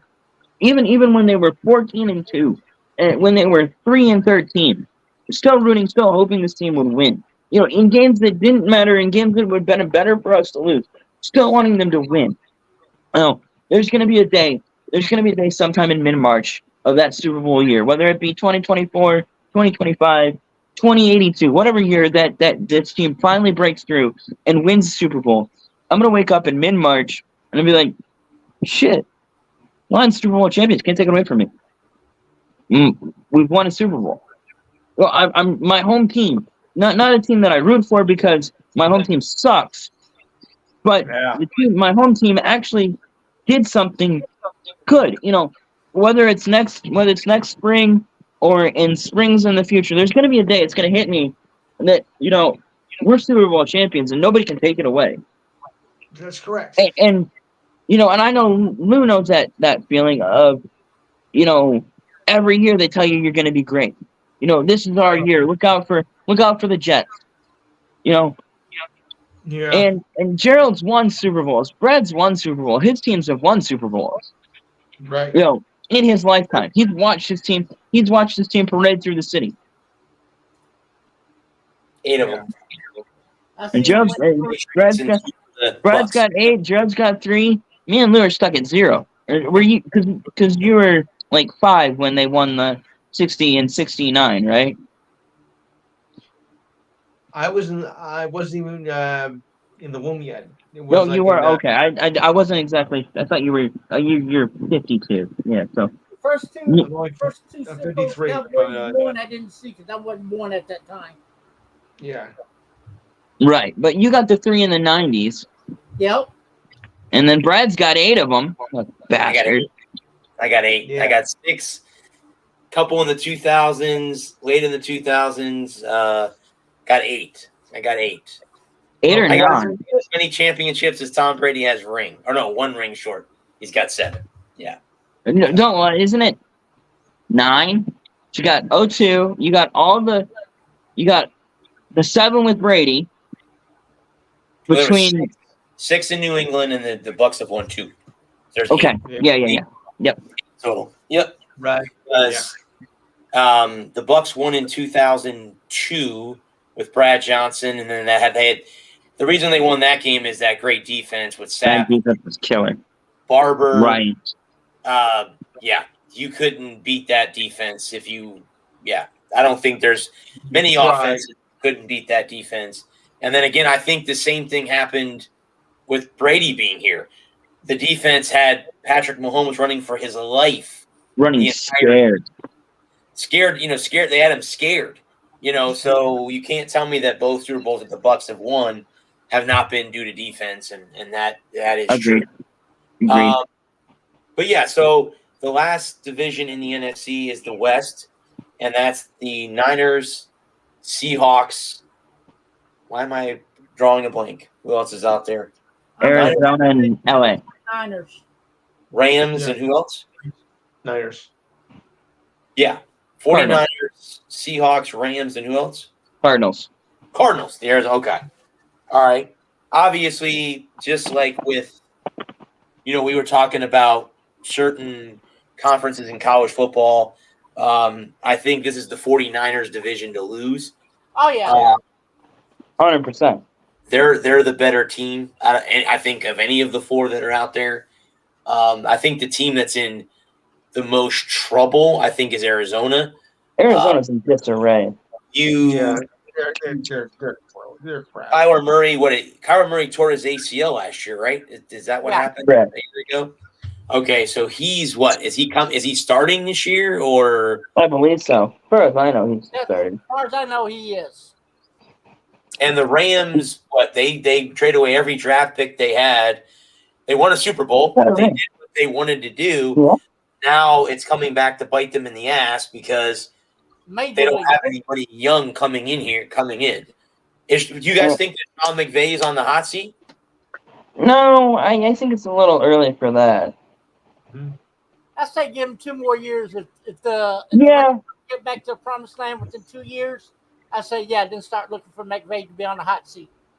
I would agree. I would 100% agree. Especially with as many injuries as they've had over the last year, I think it's really hard to coach at the level he was coaching. I mean, you got Von Miller, a healthy Matthew Stafford, a healthy OBJ, all them great, a healthy Aaron Donald, and then you start, Von Miller leaves, Donald gets hurt, Kupp gets hurt, Stafford gets hurt, and you're starting Baker Mayfield, and you're 6-9, and pretty much out of it. That's not Sean McVay's fault. That's just the luck of the draw. Right. No, I think that what I think will happen in LA this year is I think if Matthew Stafford gets hurt, he's done. If he misses anything more than if he tears an ACL or he gets another concussion and he's out and he's gonna miss 6 to 8 weeks, that'll be it. That'll be it for Matthew Stafford. I think his wife will pull the plug on Matthew. I think she'll set him down and tell him, it'll be the Tom Brady Gisele Bundchen conversation all over again. Either football or me, you pick. Do you guys think that the surprise team is Seattle? Do you think Geno Smith had a good year last year? Or do you think that'll be a repeat? Because just like with you guys were talking earlier about, you always count out Nick Saban, right? everybody's been counting Pete Carroll out for years, and somehow, some way, that man comes back every season and they win games somehow. So with the personnel that he has, so do you see Seattle giving San Francisco a run? I'm not. They play each other twice. Could you see the Seahawks winning one of those 2 games this season? Of course. Okay. I want to say this right now. The top 2 teams in this division is going to be the 49ers and the Seahawks. Yeah, Yes. I would agree with that. What I'm going to say about Seattle. Geno Smith stays healthy. What I'm going to say is that Seattle isn't going to sneak up on anybody, though. And we'll find out whether it was a fluke or not. Is Geno Smith the real deal? Is he going to have a resurgence in the second half of his career and play up to the potential that everybody thought he had? Mm-hmm. That remains to be seen. Was it a one-off because they were sneaking up on everybody? Or is he going to have... Oh, we have a whole another hour. Awesome. Right. I was thinking we were done at 10:30. I don't know why. But so we have all the AFC to cover yet. Yeah. That's the whole conference. Right. But so and again, the same thing kind of applies to San Francisco. Brock Purdy isn't going to sneak up on anybody, right? We've got 8 games worth of film on him, and he's coming off an injury. So, and they've given up. They've given up on Trey Lance. So, like I said, I think he ends up getting moved to Tampa Bay. I think he'll end up in the Bay because I think Tampa Bay's the one team that really needs a quarterback that doesn't have a future prospect. Because the Commanders are set on how Bryce Young, Carolina's set with Bryce Young. They're not making a move. Derek Carr is in New Orleans. They're not going to make a move. Atlanta is set with Desmond Ridder and Heineke. Minnesota isn't moving off of Cousins. Fields is set. Detroit isn't moving off of Goff. Love, if Love gets in trouble, they may make a move for Trey Lance, but I don't know. And what do they have that's worth sending to San Francisco to bring in Trey Lance? The problem with quarterback trades for a team is that if you don't have an abundance of talent or picks, you can't make a move for a quarterback because the players that team would want are the players that you want to keep with the quarterback you're going to get. So I don't see Green Bay making a move for Trey Lance, and then I don't see them trading him in the division, regardless of what they may, what Arizona, LA, or Seattle might offer him. So I think the only landing spot in the NFC for Trey Lance would be Tampa Bay, because Dimes isn't going anywhere, Dak isn't going anywhere. Howell's in his second year. They're not going to move off of him for a guy that's unproven and injury prone. And Hurts is the reigning NFC reigning NFC conference champion. So the Eagles are set. Yeah, no, I agree with that. So we can now move into the AFC. And since we started with the East in the NFC, we can start with the AFC East, which many people think might be the most competitive division in all of football. Maybe. You have the Bills, Jets, Dolphins, and the Patriots. That's the Bills division to lose. Yeah. And I think that's how that division shakes out. Bills, Jets, Dolphins, Patriots. I think Miami might, if Tua cannot get a concussion, I think they have the defense, they have the weapons with Jared Waddle and Tyreek Hill. Yeah, Jalen Waddle. They have the team. I don't see the Dolphins beating the Bills for that division. They'll win one of the 2 games. The Dolphins give the Bills The game in Miami is the game you got to watch out for. Yeah. Yeah, they won that one in Miami, but when it comes to Buffalo and they play in Buffalo, forget it. The Bills got that one. And the Jets, again, watching. I've only watched a couple. I've watched the first episode of Hard Knocks. I got to catch up. I'll do that tomorrow while I'm watching my niece. But it'll. I think obviously, Aaron Rodgers, and company. That's obviously the Jets have the defense, and the one thing that the Jets haven't had is a quarterback.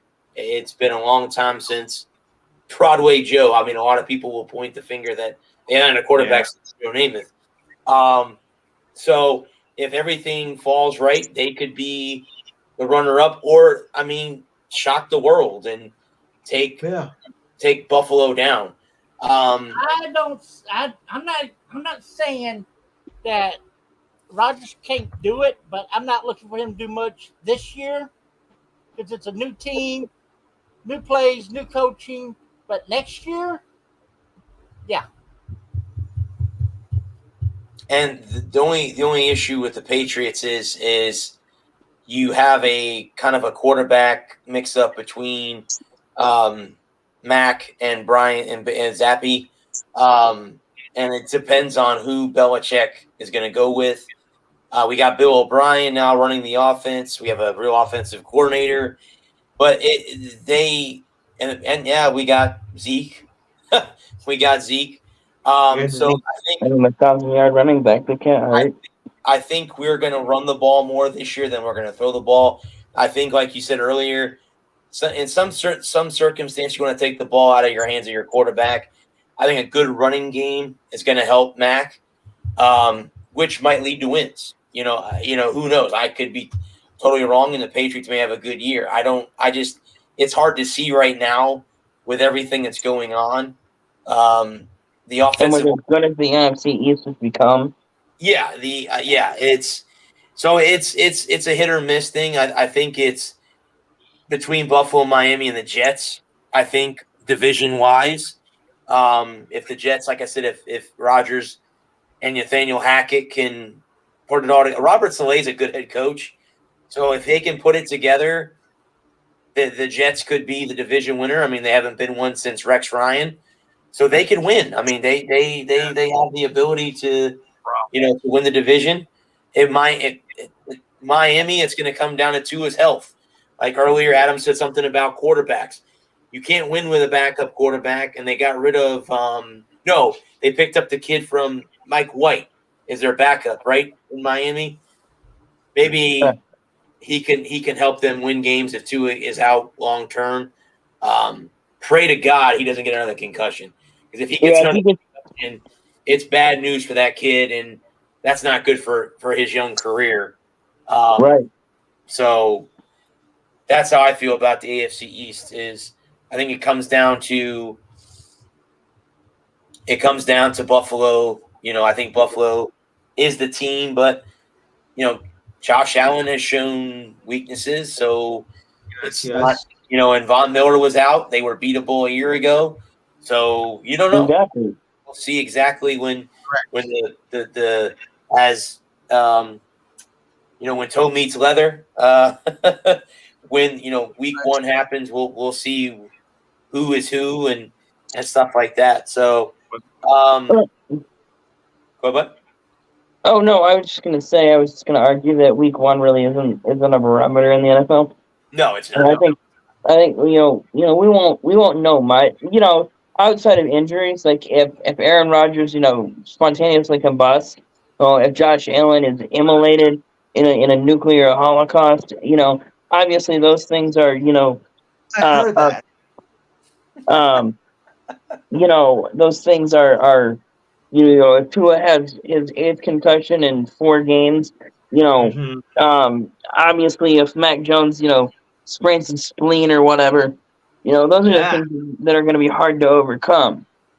But if you get out of if you get out of the first 4 weeks relatively healthy, obviously, it's really hard to be 100% by week 4, let alone week 16, 17. Yeah. And that's especially if you spontaneously combust during a holocaust while having your concussion. That's even worse. yeah, indeed. Wow. He's putting that all together. I love that, Lou. That's Put that all together. I love that. It fits, doesn't it? Well, you sprain your epidermis, it really is. It's really tough. But obviously outside of injuries, staying healthy through the first quarter of the season. When we get into week 5, I'll start drafting my first power rankings. Because I don't do power rankings until week 4 and 5. 6. I think that's when they start comparing where your season is going to go. I think week 6 has even Yeah, 17. week 6. I like week 4 because that's quarter of the way through. So Well, now that it's expanded.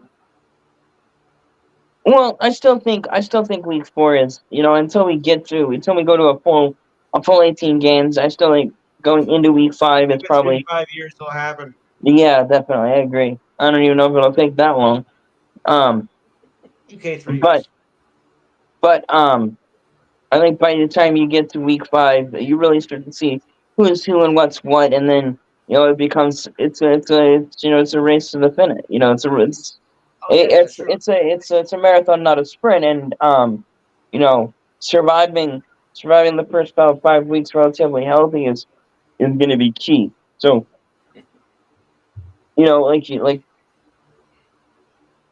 excuse me. How long of a leash does Mac Jones have? Mm-hmm. I think he's got kind of a short leash. I think he has the same kind of leash as Baker Mayfield. If he comes out and falls flat on his face in the first 2 weeks, if he has 2 touchdowns and 6 picks, he's done.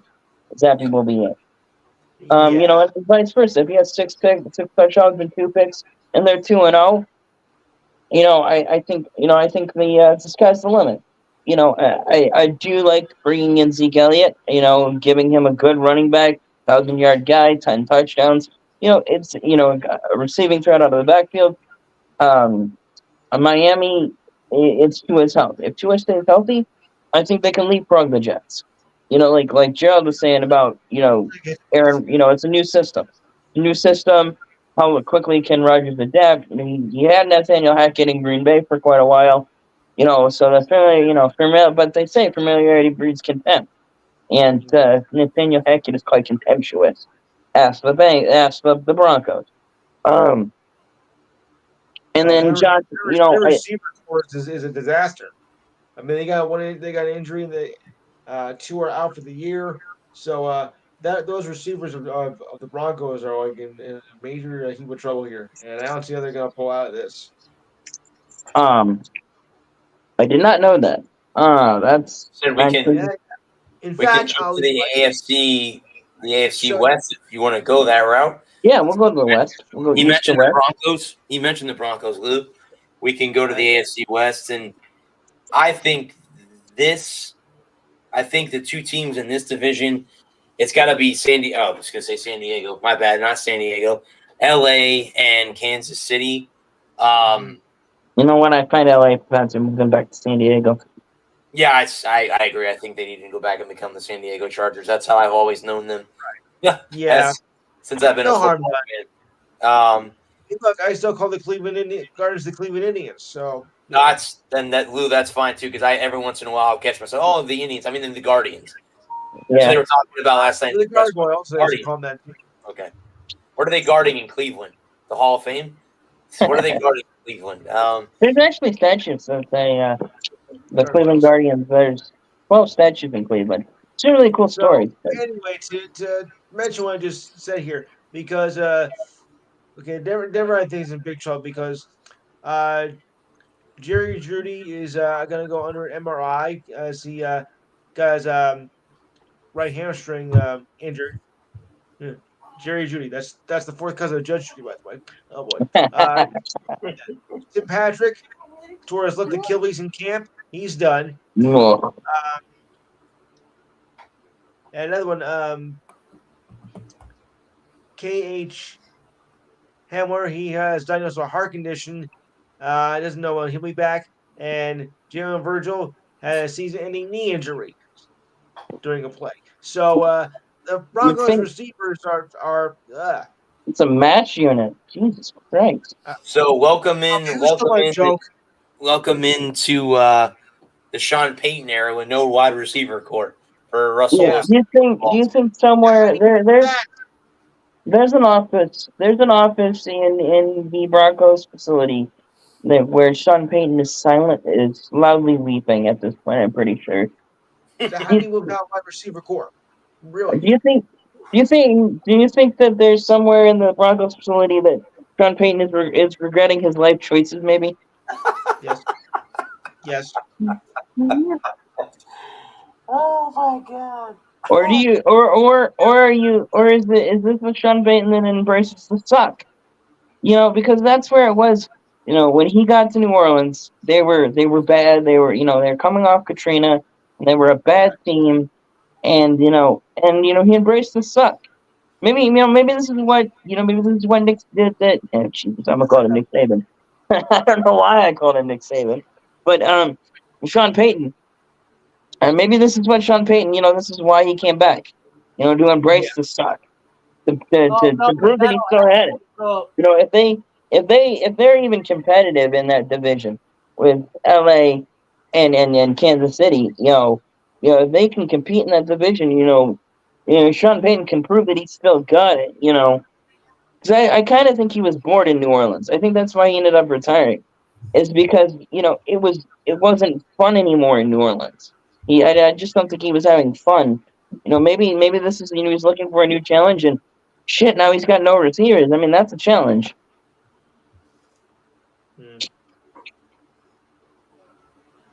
My evil half is up. Mm. Your what? You're My evil half, huh? I mean, my wife. Oh. Do you have a peanut allergy? Don't. Yeah. Don't eat any snacks for a while from her. You better watch it. I might feed her peanut butter and jelly for dinner. Nothing wrong with that either. No. You enjoy a good TV, Jack. But the other team in the division is the Raiders in Vegas, and I don't know, what what to say about them, because they were a playoff team one year, and then the next year they couldn't win a game to save their lives. Josh Jacobs went out. I won out. I don't even play there, and I won out. So. And speaking of Vegas, I saw an article the other day that the Oakland A's are almost officially out of Oakland. They're signing paperwork for a new stadium in Vegas for the A's. So sorry to all your Oakland fans out there. I mean, we knew this was coming though, so it's not surprised. Yeah, so I think the West is a two-team division. It's a two-horse race in the West. Yeah. I think before I found out about the decimation of the wide receiver core that is Denver, I expected decent things from Denver. I like Sean Payton. I think he's a good head coach. Russell Wilson, one year is a fluke, 2 years is a trend. If he has another bad season, I think he's washed.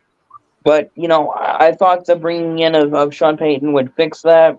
The distraction. He got rid of all Russ's distractions. And I thought he was gonna. I expected him to throw more touchdowns than bathrooms. But with their wide receiver core being up in the air, like the guys were talking about on when we had our draft, our fantasy previous show a couple weeks ago, that could be a team where Terry McLaurin ends up if they can maintain and Washington struggles. If Denver can be in that 4-5, 5-4 range, at week 10, week 11, that could be a landing spot for Terry McLaurin. If Washington is 3-8. in the week 8, week 11 range. Yeah. I don't know what to do with the Raiders because Wow, 24-0. Pittsburgh just spanked the Falcons, man. Yeah. This is pathetic. because I don't know what Las Vegas is I don't know what they're trying to do. Honestly, I see they're a battered ship in an ocean of sharks, man. They're a sinking ship with in an ocean of hungry sharks. And the AFC is Yes. the AFC is Tougher top division. top to bottom, side to side. The East is going to be good. The 4 teams in the East should be competitive. I even New England. I think even New England is going to be competitive. The top 3 teams in the East are going to be competitive. The top 2 teams in the West are tough. The top 2 teams in the South should be good. The top 2 teams, the North is good too. There's 3 good teams in the North. Go there next if you want. Steelers, Yeah, Ravens, Browns, and Steelers, Bengals. Ravens, Bengals, and Browns. Mm-hmm. I think outside of Cleveland, I think any of those 3 teams can win that division, in my opinion. I think it's Cincinnati, Baltimore. I think Baltimore can steal that division, though. I really don't. I think it's. I don't really think that Cincinnati. I don't think you can say it's Cincinnati's division to win. Because I think Baltimore is just as good as Cincinnati. But it's a prove it year for Lamar Jackson because they went out and they brought they got Mark Andrews, they got J.K. Dobbins, Odell and Odell Beckham now, and Lamar Jackson. We know what Lamar Jackson can do. And they Can signed what's his name? On defense. Javion Clowney also signed with okay. them And Clowney's over the hill though. on a 1-year Yeah. deal. Yeah, I don't know about that. As a spot, third and long kind of spot duty, rush the passer. If he can still rush the passer, yeah, it's a nice addition, but he's not gonna play every down. Right. At least I wouldn't expect him to be an every down kind of guy. So but the defense is still good. John Harbaugh is still a good coach. Cincinnati, it's the same thing it's been for the last 3 years. It's protecting Joe Burrows. They can protect Joe Burrows. They got a shot to win every game. Jamar Chase, T. Higgins. I know Mixon's suspended for a couple of games, I believe. No, he got cleared. He's Oh, not. did he get cleared? Yep. No suspension for. So Suspension Mixon's in the mix. Pittsburgh, Pittsburgh still has T.J. Watt. And Pickens, expect him to have a better year. Pickett, of course, they still have Pickett. I think that the problem in is going to be Matt Canada. Can Matt Canada figure it out? Mhm. And Good, you can blame Canada. obviously, and so Yeah, then the last team in the division. It's And Cleveland. I'm not saying Cleveland's a bad team because I don't think they're a bad team. I just don't think they're as good as the other 3 teams in the division. And it's really, I think it's the 3 things that we talk about every week: quarterback play, turnovers, and Health. the other, and injuries. The other thing that I said earlier. And I think that division is going to come down to, it's the same thing that every division comes down to: quarterback play, turnovers, and health. Yes. I mean, that's football, right? Quarterback play That's and football. turnovers and health. I mean that's sport. That's sports in general. I mean, it's whether it's baseball, it's pitching, hitting, and health. Hockey is scoring, Yes. turnovers, and health. basketball is scoring turnovers and health. I mean, that's sports, right? Yep. Yes. That's sports. So, I like that. I think, and again, like I said, the AFC is stacked. You got three good teams in the East. You got three good teams in the South or in the North.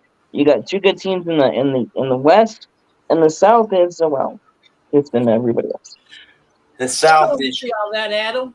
Jacksonville, Tennessee, Houston, and Indianapolis. So, And the only thing I would do is I'd flip Houston and Indy. I don't know if you saw, but they approved Taylor to look for a trade partner, so he can shop himself if he so chooses. The thing I saw and talking about is what I wanted to get into.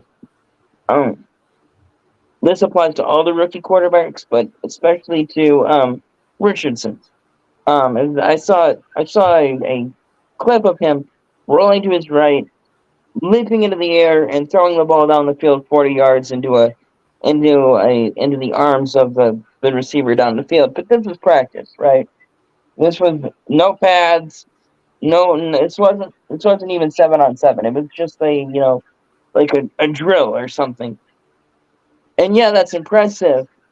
But when he's got Clowney bearing down on him, or Aiden Hutchinson, or T.J. Watt, or pick your favorite defensive end coming down on him, can he make the smart throw, or is he just going to throw it up in a wing and a prayer? I mean, this is the thing. It's the thing I hate about those big arm guys. That's who ended up in Oakland, was the kid from Kentucky, right? Yeah. His name is escaping me now. Let me get in my ear with the producer. Tell me quick. Wait. But those big arm guys like your Anthony Richardson, can he make the smart throw? Or is he going to rely on his arm talent? You roll right, look downfield. Oh, that guy's not even open. It's trippy. He's got 8 guys around him. I'm still winging it in there. And that's all 11 defenders are down there. Even the big lumbering linemen are down there to stop it. But he's still going to try and make that throw. Or can he make this?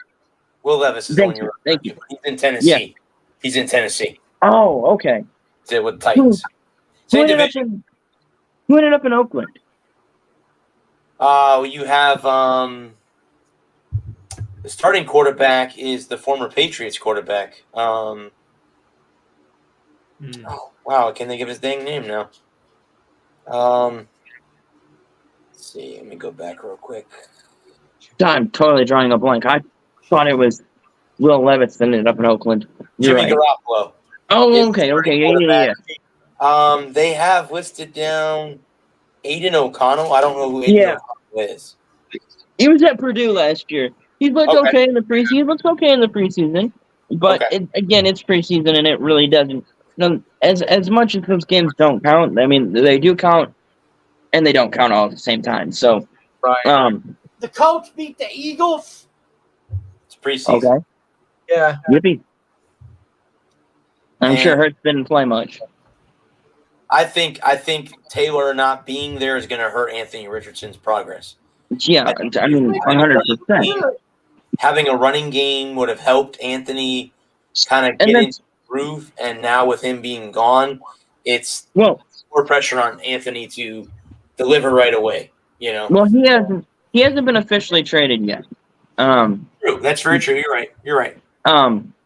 So but my thing is like, I'll say this about all the young quarterbacks. It's not just Richardson. It's not just Richardson, Will Levis. It's Bryce Young, Mac Jones. I still consider him a young quarterback. C.J. Stroud in Houston. All these young quarterbacks. You can even throw Desmond Ridder in there too. Justin Fields. These young quarterbacks. as much as it's about getting a feel for the game, getting adjusted to the speed of the game. It's about learning how to make, let's say there's Brock Purdy in there too. Brock Purdy, can he make the smart throw? On 2nd and 14, he's got a crosser over the middle, at the for 8 yards, makes it 3rd and 6, right? Get the 8 because the 15, the 20, the 25 isn't there. But how many times have we seen those? The Daniel Joneses, Mac Jones keeping up with the Joneses here.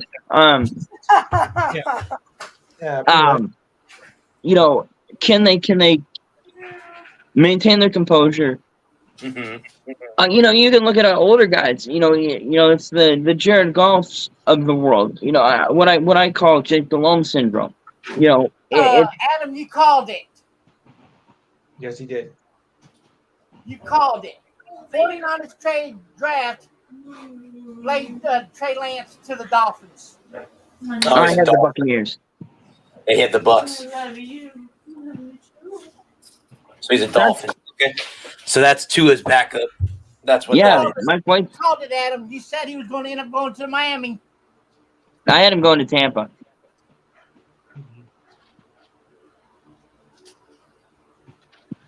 But now, see, they still think it was a Florida team. Options, so I don't know what's going on the NFL Network right now.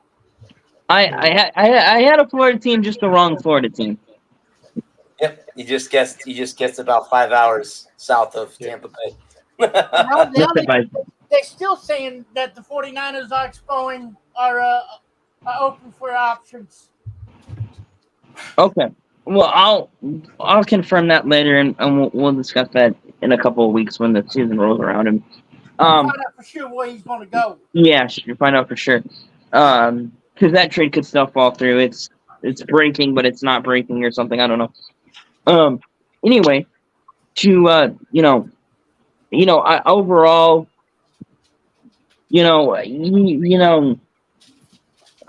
just to finish on young quarterbacks, what I call Jake Delhomme syndrome. To expand upon that and kind of explain that, is the one or two mistakes a game. There was a big knock on Jake Delhomme about 20 years ago, and the reason I still, I know that if you're a casual football fan, you might not know who Jake Delhomme is. I think these fine gentlemen that I'm sat here with tonight all know who Jake Delhomme is.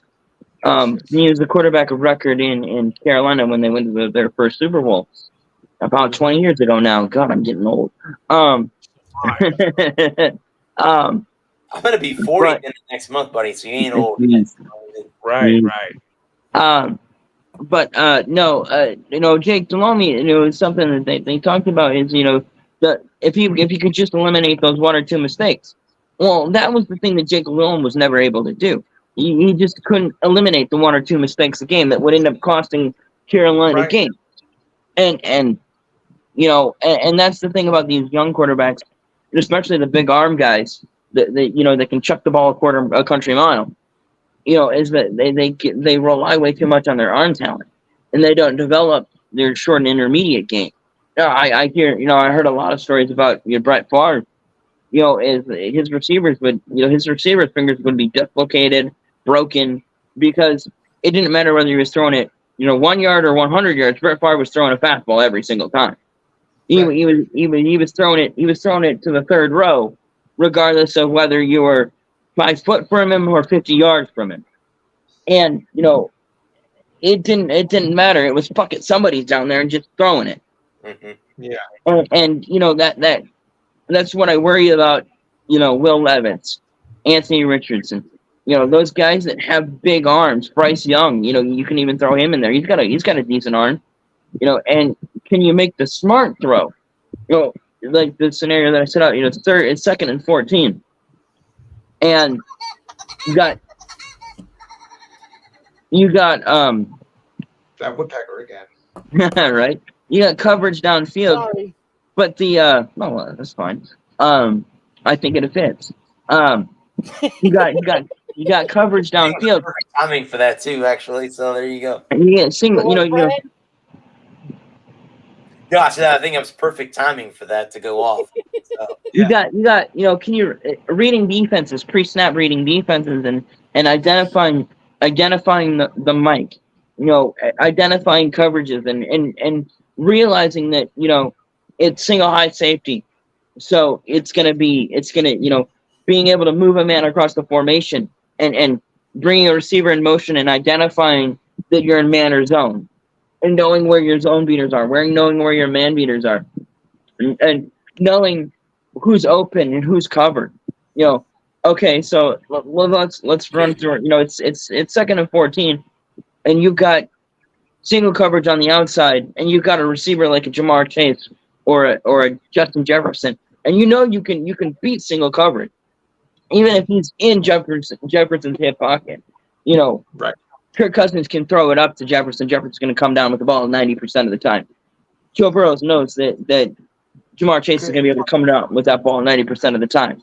The other 10% time, the other 10% is going to take a Herculean effort on the part of the defender, right? So so as a fan, you're not frustrated, you're not upset, you're not like, why did he do that? It's Justin Jefferson, it's Jamar Chase, it's Devontae Smith. Those guys. The problem is that Anthony Richardson, Bryce Young, C.J. Stroud, they ain't got those guys.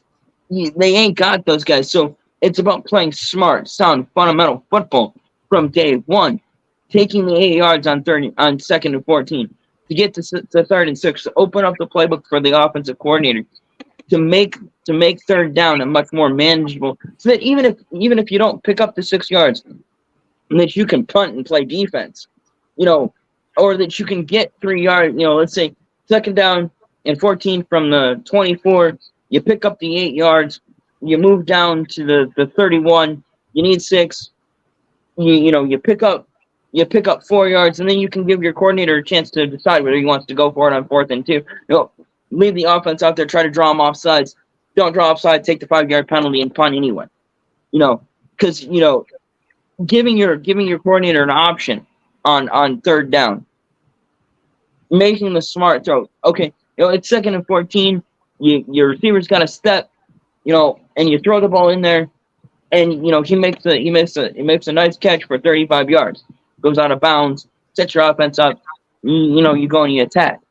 It's those plays that are really that I need to see from Young and Stroud and Richardson and Levis. These and even if O'Connell gets in the game, he gets to play some in Oakland. Those are the things that I'm going to be looking for in these first 4, 5, 6 weeks to really, can they establish, even Jordan Love, everybody's real down on Jordan Love because, of course, and like Brad was saying, it's so hard to replace a superstar. Mac Jones had to do it. It's not fair because Andrew Luck was a generational talent. I know he was brought in to replace Peyton Manning, but Andrew Luck had all the tools, had all the talent, and had a decent team around him. And what's that? That was the problem. I mean, Andrew Luck, was a core, but the team around him, no, that's why he didn't get that far. Well, early in his career, he had Pierre Garçon. He had a guy that they had a good defense, so they made some noise early in his career.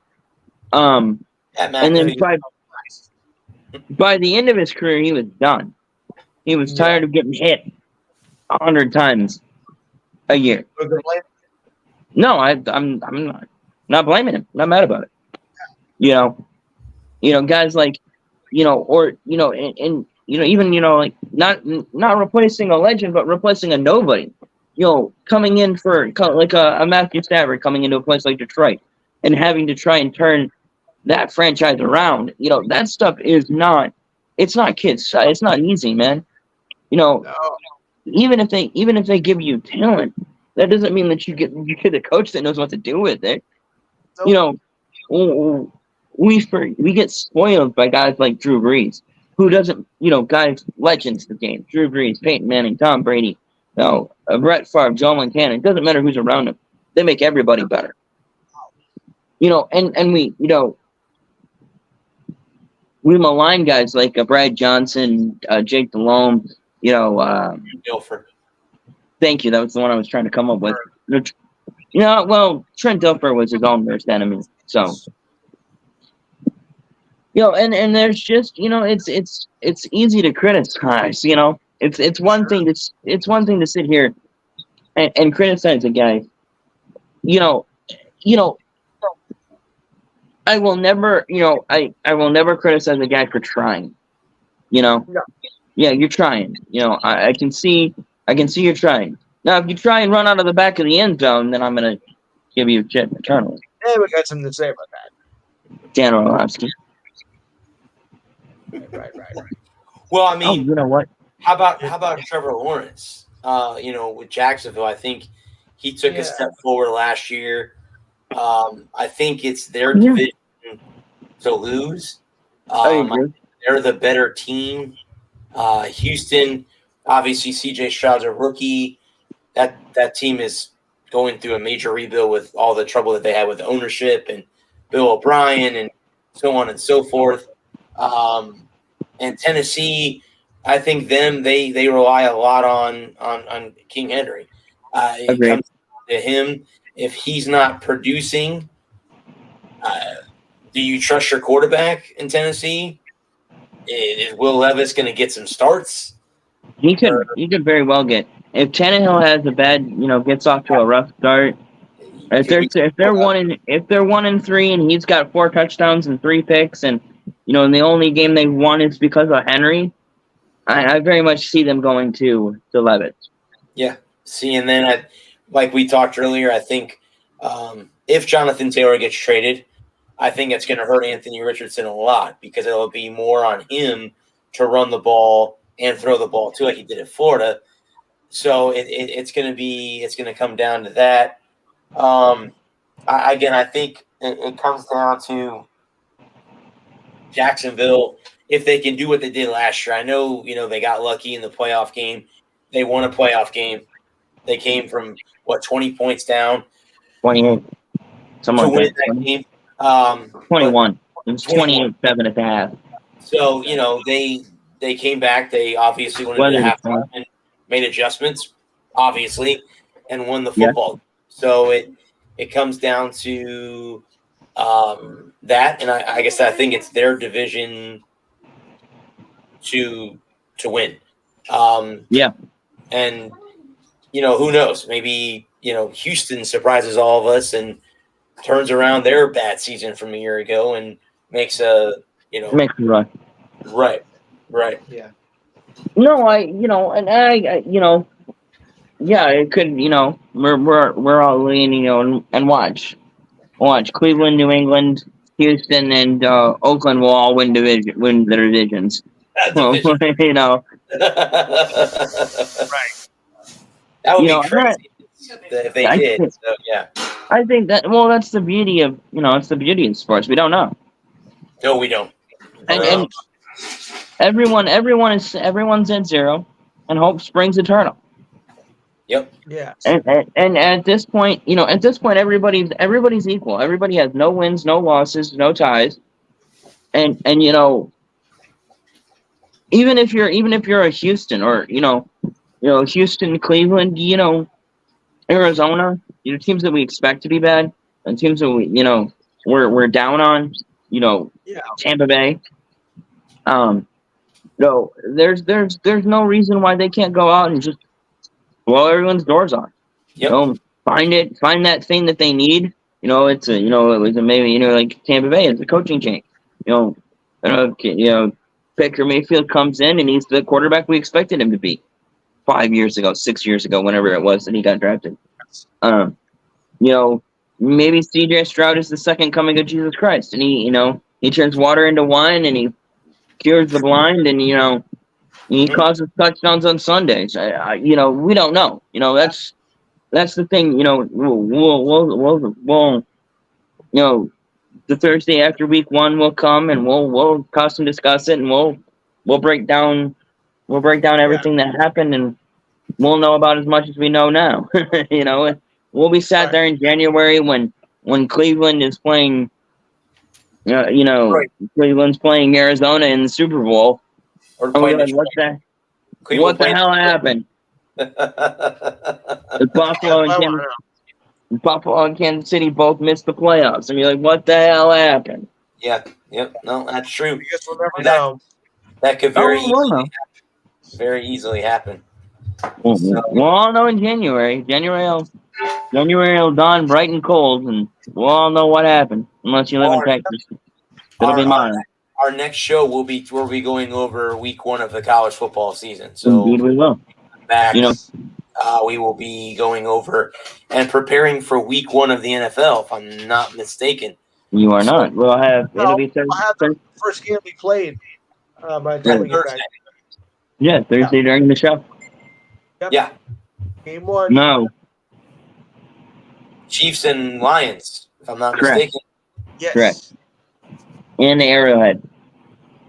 In Kansas City. Yeah, that's you're talking about litmus test in week 1 and out. There's usually there's not a week 1 barometer for, but that's a game that's right up there with LSU FSU. Week 1 barometer. If Detroit comes out and plays well, I will take back everything I said about Dan Campbell. I will quickly and quietly retract what I said about it. If they get waffle stomped, and it'll depend on how of course how he coaches. If he coaches a good game, then and they just have some bad play and they get and they lose 35-14, then that is what it is. But if they come out and they play well and he coaches well and they lose 31, 28, 34, 30, 31, something like that. If they come out and they can play well and they can control that Kansas City offense, and they can make plays against that Kansas City defense, and I'll be impressed. I will most certainly be impressed. But as it sits right now, I think I don't see why we couldn't have a Kansas City Philly rematch in the Super Bowl next year. You gotta be no rematch. Yeah, I agree with that. I agree with that. Because I don't think Philly has given up much. I mean they just it's the Philadelphia Bulldogs. So Yeah. they drafted half the team. Yep, out of Georgia, and then Kirby will get everybody back, and they'll be better than they were last year. I think they'll be just as good. Yeah. Because Georgia's going for their 3rd straight national championship. Correct. It's kind of hard to think about that because as good as a team is, it's awfully kind of hard to get 3 in a row, and absolutely. Some of their players are facing injuries, and some might be out for the year. So, it might be hard to duplicate a 3rd year. All it's sometimes is one good player you injured, and that can really put your season in a tailspin. So, yep. I don't see how Georgia's gonna make a 3-peat this year. If they do, great, but I'm not seeing it. This will be the hardest one to win out of the 3. Oh yeah, definitely. Because they're no longer the hunter, they're the hunted. So Indeed. Now it's every Saturday, whoever they go up against is gunning for them to beat them, to knock them down. So if they're the hunted. They're not the hunted anymore, they're the hunted. And they got They got to play LSU, Alabama, Georgia. Jesus, they're not playing themselves. Alabama, LSU, Tennessee, Florida, Kentucky, Arizona, Arkansas. Yeah. Vanderbilt. Vanderbilt got a couple of really surprising wins last year. Vanderbilt sucks. Ugh. Yeah, but they win games though when they're not supposed to. They beat Florida last year. They beat Florida and they beat somebody, Kentucky. I think so, and they beat Kentucky. Yep. And South Carolina. Well, you forget about South Carolina, and they can sneak up on you too. Yeah, They could. But and then like I said, hope springs eternal. This is unless you're the Marshalls of the world, Eastern Michigan, um, Right. if you're a Power 5, you're a top 5 Power 5 school, A&M, LSU, FSU, Miami, Notre Dame, Michigan, Ohio State, USC, you're like, okay, we need to win. We need to win this one and this one and this one. And we got these ones in the bag. We need to win this one, this one, this one, this one, and this one. And we'll be feeling really good about ourselves. And I think that same thing applies in the NFL. I Yep. think there's you win 10 games, and it's pretty much a guaranteed playoff spot. And then again, you're 0-0. Everybody's equal, and the playoffs are playoffs. Mhm. Playoffs. We're just trying to win a game. I got about Playoffs,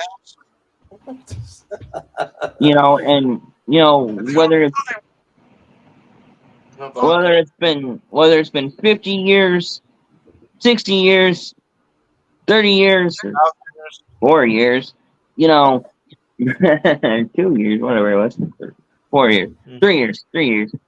Okay. You come into the season, and like I said, like I was talking about last week or a week before last, right? I think it was last week. When you get into week 9 and you're 3-6, and the season's pretty well lost, it's hard to get up for a game. It's hard to get up for a game.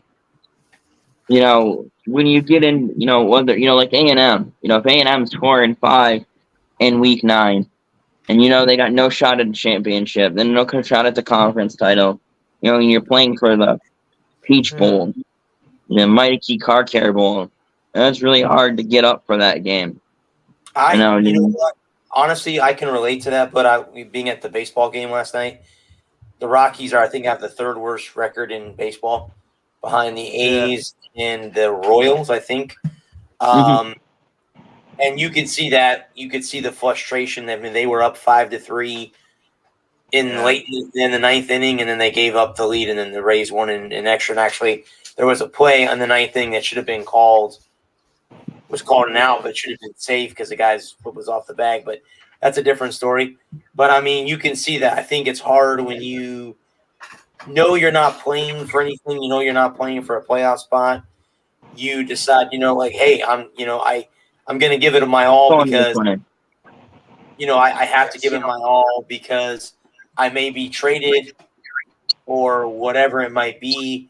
But at the end of the day, you're like, it's hard to get up for games late in the season when you're not playing for anything, at that point. Right. Whether it's baseball, hockey, whatever, it's hard for a team that's in last place to go, yeah, I'm going to get up for a game. Nah, I'll play to play, and we score, we win, we don't, we lose. So, yeah, it's hard. It's hard to get yourself to stretch and make sure your foot's on the bag. Obviously, because we brought out that play when the foot was off the bag. Right? It's hard to keep your when you're not playing for anything. It's hard to stretch out for that, to dive for that ball. Mm-hmm. When we were talking about this a couple weeks ago, but when you're not playing for a roster spot, when you got your contracts, when you're in your 2nd year of a 5-year deal or your 3rd year of a 5-year deal, and you're not going anywhere, and the team's bad, and you're not the 3rd guy, and you're the slot guy, your 3rd down guy, you're not getting traded to a good team. It's hard not to gator arm a ball or two. It's hard to not get out of your break as well as you might have earlier in the year. You're hurting. Your knees hurt. Your back hurts. Your ribs hurt. You got 2 broken ribs, and you're still out there trying to go.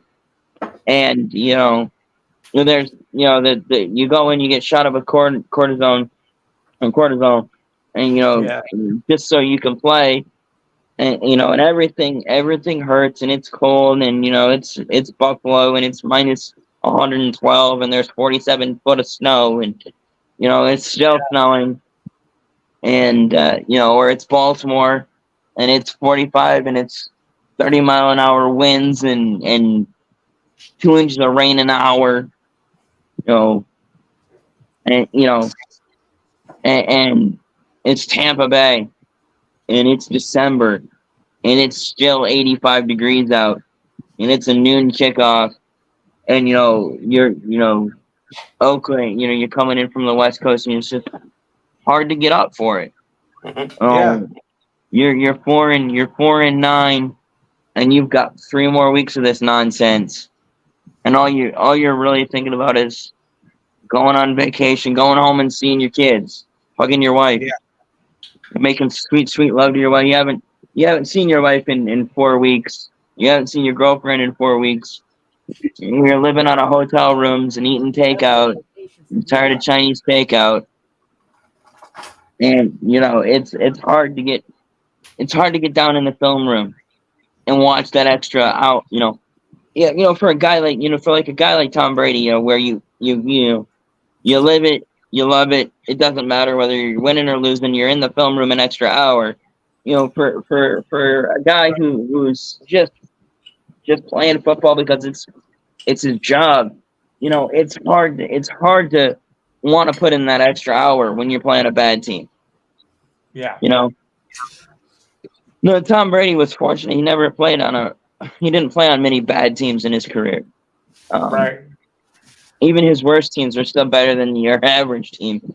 Even last year, as bad as Tampa Bay was, there's no doubt in my mind that he was putting that extra hour in. Yes. And but how when you're Desmond Ritter, and you're like you look around at the roster and you go, this is what I'm working with. Mm-hmm. Kyler Murray, he looks around at the roster and he goes, this is what I'm working with. This is my head coaching staff. You know what? Screw it. I'm going to go play Call of Duty because I'd much rather do that than watch film. And then, and I know it's easy for us to sit here and go, well, if I was making a gajillion dollars, I would go and I'd watch 4 hours of film, and and to a certain extent, that might be true, but on the flip side, you hate your job, it's like, and at the end of the day, no matter what you're doing, it's still work. At a certain point, it's work. As much fun as Sunday might be, and you're getting out there with the guys and playing the game, Monday through Friday, it's still work. We're in the weight room, we're in the film room, we're on the practice field, and wrong. You're constantly being, and no one's harder on you than yourself. Coach. When you've thrown a bad ball. When you've missed a block. When you've missed a hole. Yep. And it's like you're out here trying you're trying your ass off. You're gutting it out. You've got a broken toe. You got bruised ribs. You got a sprained shoulder. And everything. And Monday sucks. Tuesday sucks a little bit less. Wednesday doesn't suck as bad as that. Thursday's okay. Friday's all right. I don't mean to interrupt, but just had some breaking news come through. The preliminary cause of death on Bray Wyatt was a heart attack. Wow. Yep. That's just the preliminary. Yeah, Steve will say on Saturday's show, that's for sure. I hate to close the show that way, guys, but is there anything else you guys want to get into? 2-minute drill. Minute drill. Lou, if you want to go ahead and do your show, but go right ahead. All right. We're on the Enhanced Sports Show on Saturday, 4 to 6 p.m. Eastern Time. The number to call is 512-543-4662. Big weekend. For the beginning, we got, of course, MLB, the college football, the last of the NFL preseason. We'll recap the Women's World Cup final. We'll start with the FIBA Men's Basketball Championship. Yeah, we'll report on the Jets in the WWE and UFC. And, of course, our regular features with the Ridiculous Time of the Week, sports trivia, the feel good story of the week, this week in sports history, and the best and worst of August. Remember, we're on YouTube, so go to YouTube and put in the Enhanced Sports Show. And of course, the number is 512-543-4662, or our other number, 1-900-WOODPECKER, because all you woodpeckers out there, I think, will enjoy it. And remember, on that note, also, Woody Woodpecker's coming to Meet TV on September 2nd, so I thought it was also fitting as well. On that Hey, note, y'all leave my Woody Woodpecker alone. sorry. So for all you fans out there of sports and woodpeckers, good night. With that, thanks everyone who was here for the 3-hour show this week. We got to cover everything that we needed to cover. I make my high school announcing tomorrow night, so that's interesting. That's a wrap. Working on the. Can you live stream the games? I have not been given clearance to do that yet, Gerald. He's still working on that, so Okay. it may not be tomorrow's game. I have, and I won't be on next Thursday because the second game is next Thursday. It's been moved back from Friday to Thursday, so I'll keep you guys in the lurch about that. As soon as I know, Thanks. I'll let you guys know. But I want to thank the networks and our sponsors again. We will not be here next week, guys. Again, I will be calling a high school game next Thursday. We'll be back in a couple weeks to review week 1 in college football and preview week 1 of the NFL season. Until then, guys, I want to thank our first responders and the men and women of our armed services. Thank you so much for doing what you do. Until we see you guys next, we love you all. I am the sports star, Brad Walker. Have a good night. Peace. Good night. Yeah, Prince, send it. Y'all see the shirt?